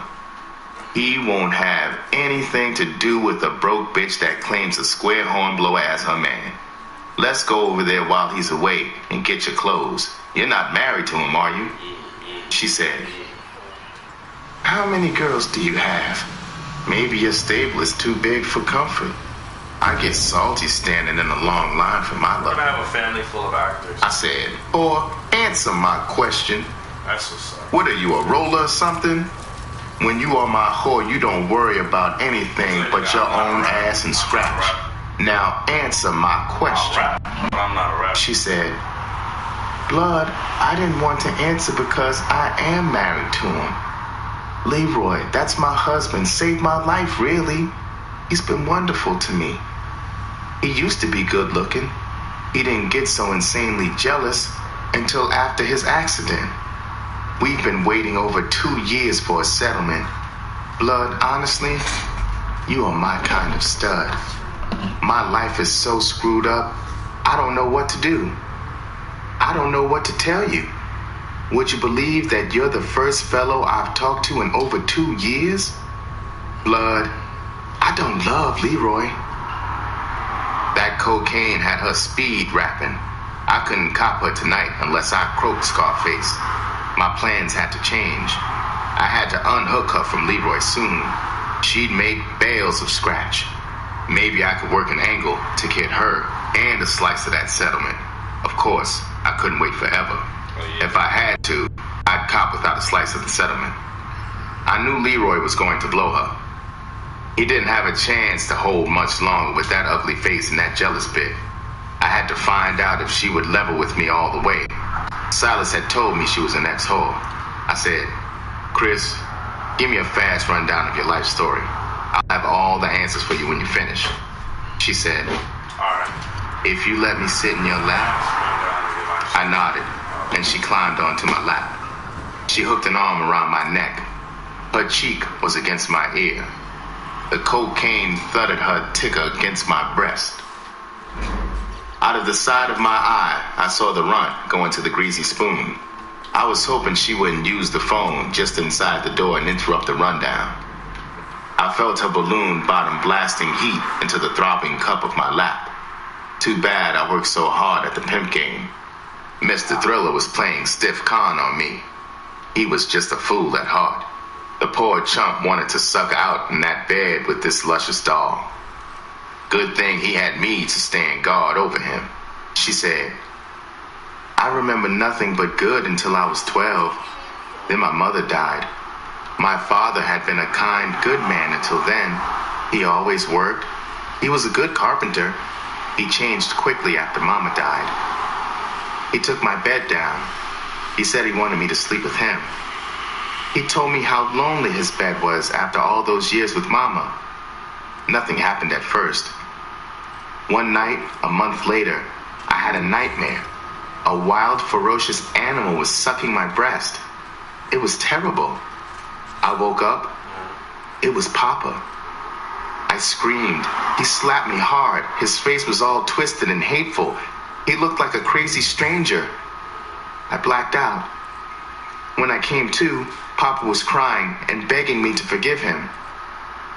After a while, I would just lie there, numb, and let him use me. I hated his guts.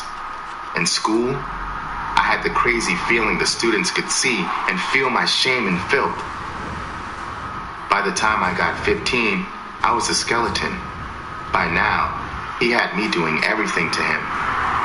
I'm glad he's dead in hell. Papa, the beast was killing me. I was so nervous, I couldn't wash dishes. I broke dozens. I wasn't eating enough to keep a bird alive. I collapsed one day coming from the grocery. I woke up in a hospital. My system was shot, and I was pregnant. I stayed in the hospital a month. I stayed at Papa's a week after I got out. I took some money while he slept and left Wichita with the clothes on my back. I came here and got a waitress job. Oh, shit. A young pimp named Dandy Louie started picking me up when I got off. I thought he was a millionaire. He dressed me up and turned me out. He was a cruel black bastard. He liked to beat me and then screw me. He worked me in a house run by one of his whores. He kept his foot in my ass. Funny thing, I made money even when my belly was stuck way out. A lot of chicks who came there wanted a pregnant girl. I lost the baby while turning a trick. Dandy got 5 years on a white slave rap 2 months later. I got a barmaid job and met Leroy. He was playing a gig in the spot. I was a sick girl. I fell out twice while serving the bar. The doctor said I needed rest. He said I couldn't expect to live long unless I rested. Leroy nursed me back to health. He was good to me. I needed someone who cared. I married him. When I was just 4 months shy of 17, the group broke up in Youngstown, Ohio. We were stranded. Leroy got a job in an industrial cleaning plant. The second week, a boiler exploded, and you've seen his face. His lawyer says we can expect a $10,000 settlement any time now. Leroy is driving Rogue crazy with his jealousy. I don't mind hustling. I'd be your girl, blood. I'd go for you, blood. Are things clearer now? What should I do? I said, you've had nothing but heartache. I feel so sorry for you, baby. Now I know you've got to be my woman. I gotta protect you. I got to give you affection and understanding. Don't worry, Angel. With me, life will be as smooth as the snow at Sun Valley. You'll be so happy you'll be out of your mind half the time. With our color combination, we could make a son of a bitching baby together after we get rich. Tell me, does Leroy plan to work the roost for a while? She said, oh, I forgot to tell you. Last night was his last night. They want him for another 6 weeks, but he's going to drop the combo. It's too much headache to get them to show for work, sober and on time. He's out now with a booking agent. I think he might go with a big band on an East Coast tour. I hope he gets it. Band leaders want band members' wives to stay at home. Daddy, please figure things out fast. I want to be your girl as soon as possible. I was sucking her scented cheek. I flogged my skull for a quick plot to tear the yellow gold mine from Scarface. The phone rang. She got out of her nest. I rushed to the phone. It was the excited broad on the desk. She said, forgive me for goofing. 422 went up 2 minutes ago. I was having a hassle with the checkout. I saw him come in. It didn't register until the second that I called you. You better clean house fast. I was trying to touch my computer screen. I ran into the living room. I snatched her from the chair. I pulled her to the door. I cracked it. We peeped down the hall. Scarface was 20 yards away from coming down the hall. He had a big stack of papers, maybe sheet music under his arm. He shifted the bundle to his other arm. A paper fluttered to the carpet. He stooped to get it. I saw her door ajar. I stepped aside. I slapped her on the rump. She blurred across through the doorway. Scarface was standing with his mouth open, staring toward his now locked door. He was sure he'd seen her. His face was puzzled. I shut my door easy-like. I stood with my ear against the door. Bro, they follow. A bomb of sound shocked my eardrum. Someone was punching his fist against my door. I ran into the bedroom and got my switchblade. I came back to the door. I held my open blade behind me. I opened the door. It was Scarface. He looked like Mr. Hyde, all right. His orange-brown eyes were spinning counterclockwise. I saw a bundle of papers in a careless heap in front of his door. His right mitt was deep in his coat pocket. I saw the faint outline of maybe a skinny lead pipe or a gun barrel. I gauged the moves for a heart stab to beat his mitt out of his pocket. I said, "Yeah, Jack, what is it? I'm on the phone with my bondsman. The court just raised my bond on a double murder beat. I'm in a bad mood. I don't want to buy anything." He just stood there like a scar-faced zombie staring at me. He looked down at the carpet in front of my door. I looked down. A pink butterfly lay there like a silent indictment. He heaved his chest and took a deep breath. It was like his last one. He stooped and picked it up. The eerie bastard took his other hand out of his pocket. Tears rolled down from his unblinking orange eyes as he stared at me. His scarred cheeks were quivering as he shredded the butterfly into pink lint on the carpet. He turned and walked away. I shut my door and got a beak load of cocaine. I took the lounging robe off. It was dripping sweat. I showered. I sat in Chris's chair at the window. The sweet odor was still rising from it. For an hour, I heard a loud sobbing whine across the hall. It was Scarface chewing out Chris. Mickey said midnight. I hadn't eaten since morning. No, I wasn't everything hungry. over here is not about Cocaine was a strong con for the belly. It is to me, goddamn. Yeah, it is. I thought, absolutely. I hope that jealous chump doesn't croak her. It would be like making a big bonfire out of $100 bills. If she wasn't his wife and I had a rod, I'd go over there and claim her. The phone rang. It was Silas. He said, "What happened, kid? Was she a whiz in the sack? Did the Joker catch her? I've been busy. I ain't had a chance to check with you until now. I was worried about you, kid. The broad told me she was late with the wire. I stalled him in the cage." I said, "It was very close, Silas. I'm a pimp. I didn't stick her. I'll take care of you and the broad this weekend when I pay my rent. Silas, if you get any news on the broad or Scarface, wire me fast." He said, "Yeah, kid, you know me. I stay hip to what goes on around here. I'll keep you plugged in, kid. Good night. I'm going home." I hung up and lay across the bed. I wondered if Max and Blondie had the runt hemmed up in the alley again. I smoked a reefer. I fell asleep. The phone woke me up. It was the runt.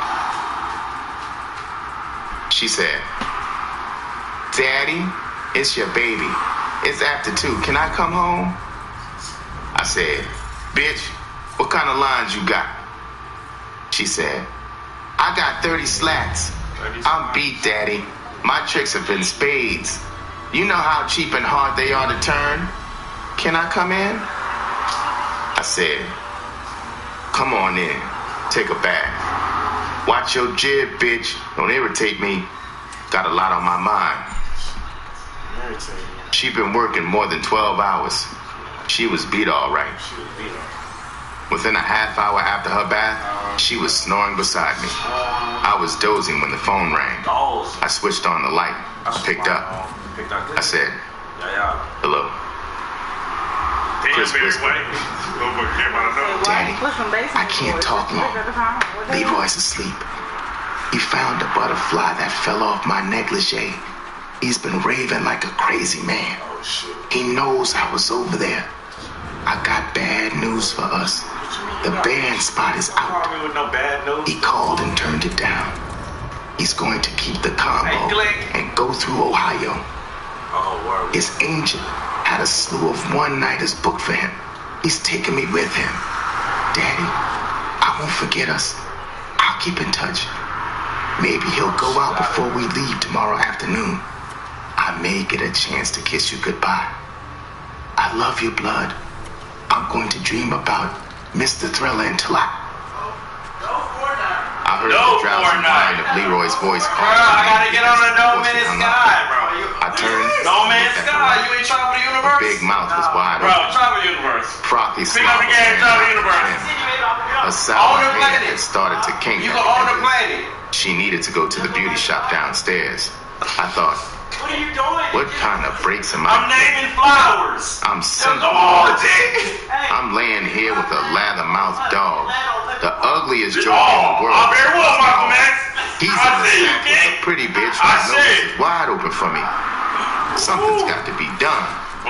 Maybe after I cop Chris, He said, why I'm I'll have the practicing brass being a ring in my compromise. neck. Guns, nigga, I gotta know my end. I didn't sleep at all after Chris What called. else would they do? What would you do if you could The talk Rock to won't her be up at and noon. everything? She went across the street and got our lunch. At 2 in the afternoon, she was in the street. Ooh, love. Silas called. Ooh. He told me Chris was checking out. Always I saw Chris and Scarface put their stuff in the car and drive away. The runt came in at 2 a.m. with only 20 slats. She was shying away from white tricks. She was leery of Max and Blondie. I couldn't shake her out of it. She would rather turn spades for $3 or $5. She was afraid Max would catch her with a white trick. Because it make them look bad. I got you. Chapter 10. Chapter 10. The Unwritten Book. The Unwritten Book. A week after Chris left, Week after I copped another bag of cocaine from Top. It was almost gone. The runt was only making expenses. I had one lonely C note and a double saw, plus the porker silver. The weather was getting balmy. I needed fresh clothes. I was going to the bottom, fast. In the 3 weeks after Chris left, I kicked the runt's ass a half dozen times. I only left the hotel twice in almost a month. I was expecting Chris to call me and say she was on her way. Things were getting worse. It had been 2 weeks since I saw Top.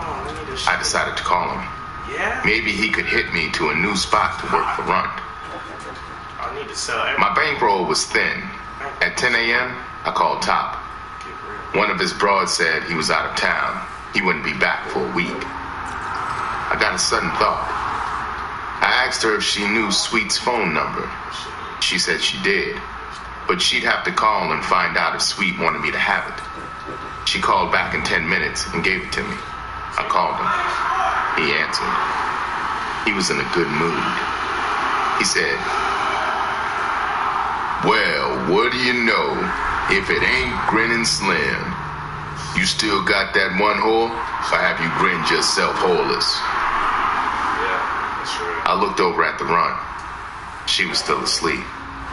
She hadn't been in the street for 3 days. Her period had run 5 days. She claimed she was too weak and sick to go out. I had given her a terrible whipping the night before. I needed advice, badly. I said, Sweet, my bitch is falling apart. She's playing dead. If you don't pull my coat, I'm gonna starve to death. You gotta help me, Sweet. Help my nigga. He said, Bro. "Nigga, you ain't cracking a nick me for scratch, are you? I don't loan my scratch to suckers who got hoes and can't pimp on them. I ain't gonna support you in that lazy bitch." I said, "No, Sweet, I don't want scratch. I want you to run the game through my skull. I got a tiny bit of scratch. I gotta get my coat pulled before I tap out." He said, "You got wheels? You know how to get out here? Now remember, you get aroused out here, crack my name. Don't repeat your boner." I said, "Yeah, I'm driving. I think I can find your pad. When should I come out there?" He said, "Quick as you can get here. You get here and grin in my face, I'm gonna throw you over the patio wall. Say, kid, Peaches and me got a taste for some of that barbecued chicken down there in hell. Bring one with you when you come. He hung up. My ticker was pounding like Chris had walked in the door with $1 million. I shook the runt. She opened her eyes. I stood over her. I said, "Bitch, you better be in the street when I get back." She said, "You can't do anything but kill me. I'm ready to die. I don't care what you do to me. I'm sick." Bitch, I got a cold. I said, "All right, bitch. Just hit me where you want your black stinking ass shit." I got in the Ford. I realized I hadn't put on a tie. I didn't have a lid. I looked into the rearview mirror. I sure looked scroungy. Maybe he'd be alone. Then I remembered the lobby. What the hell did it matter? I drove for about 15 minutes before I saw a clean, open barbecue joint. A black stud in a tall white cap was stabbing chickens into a turning spit in the window. I went in. I came out with 2 birds. Peaches might be really hungry for barbecued chicken. It made solid sense to brown-nosed Miss Peaches. After several wrong turns, I found Sweet's building. I parked the Ford in almost the same spot at the curb where Satan had sapped me a month ago. A young white stud in a monkey suit was out in front. Crusader Sweet, doing his bit to reverse the social order. I went to the desk in the lobby. I felt like a tramp as I waited for the pass. I got on the elevator. A different broad was at the controls. The spicy scent of the chicken wiggled her nose. She wasn't as pretty as the ripe-smelling broad. She sure kept her crotch from advertising. Maybe it was just that she didn't get heavy action. I stepped from the cage. The friendly brown snake wasn't at his station to flop his mop for me. I figured it was his day off. It was dead. The odds were 100 to 1 he was in the sack somewhere with a 6-foot blonde. What? She was probably a little like the blonde coming from up the pit on her way to the cage. 3-4 cats. It was Mimi.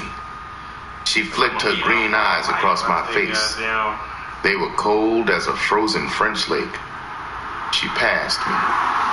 She looked like fancy French pastry in her sable stove. I wondered how I got the stupid courage to turn down her freak-off. I walked to the doorway of the pit.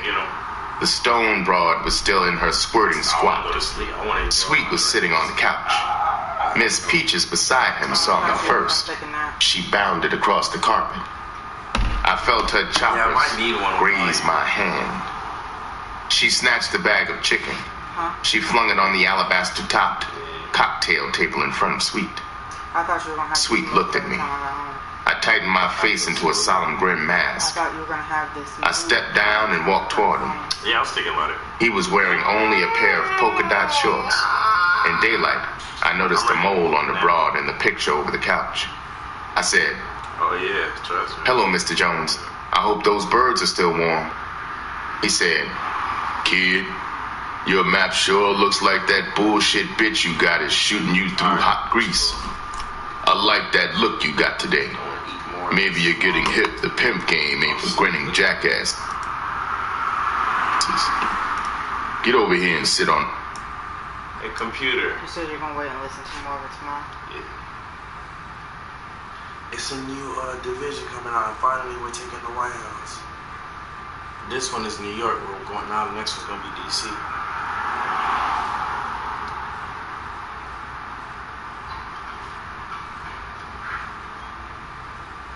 And I got pre-paid. Oh, so awesome. I buy everything first. I email people back. I get tapped into. You know what? Here's what I'm doing. It's 2 minutes. 2 minutes.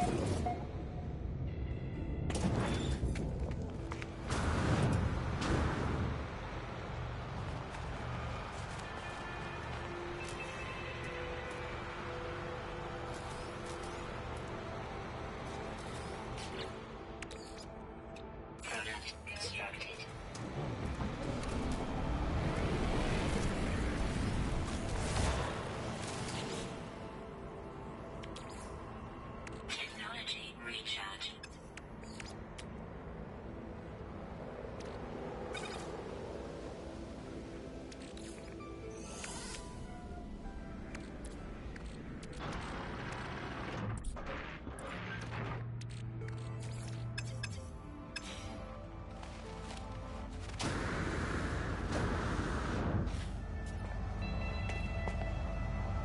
Thermal protection falling.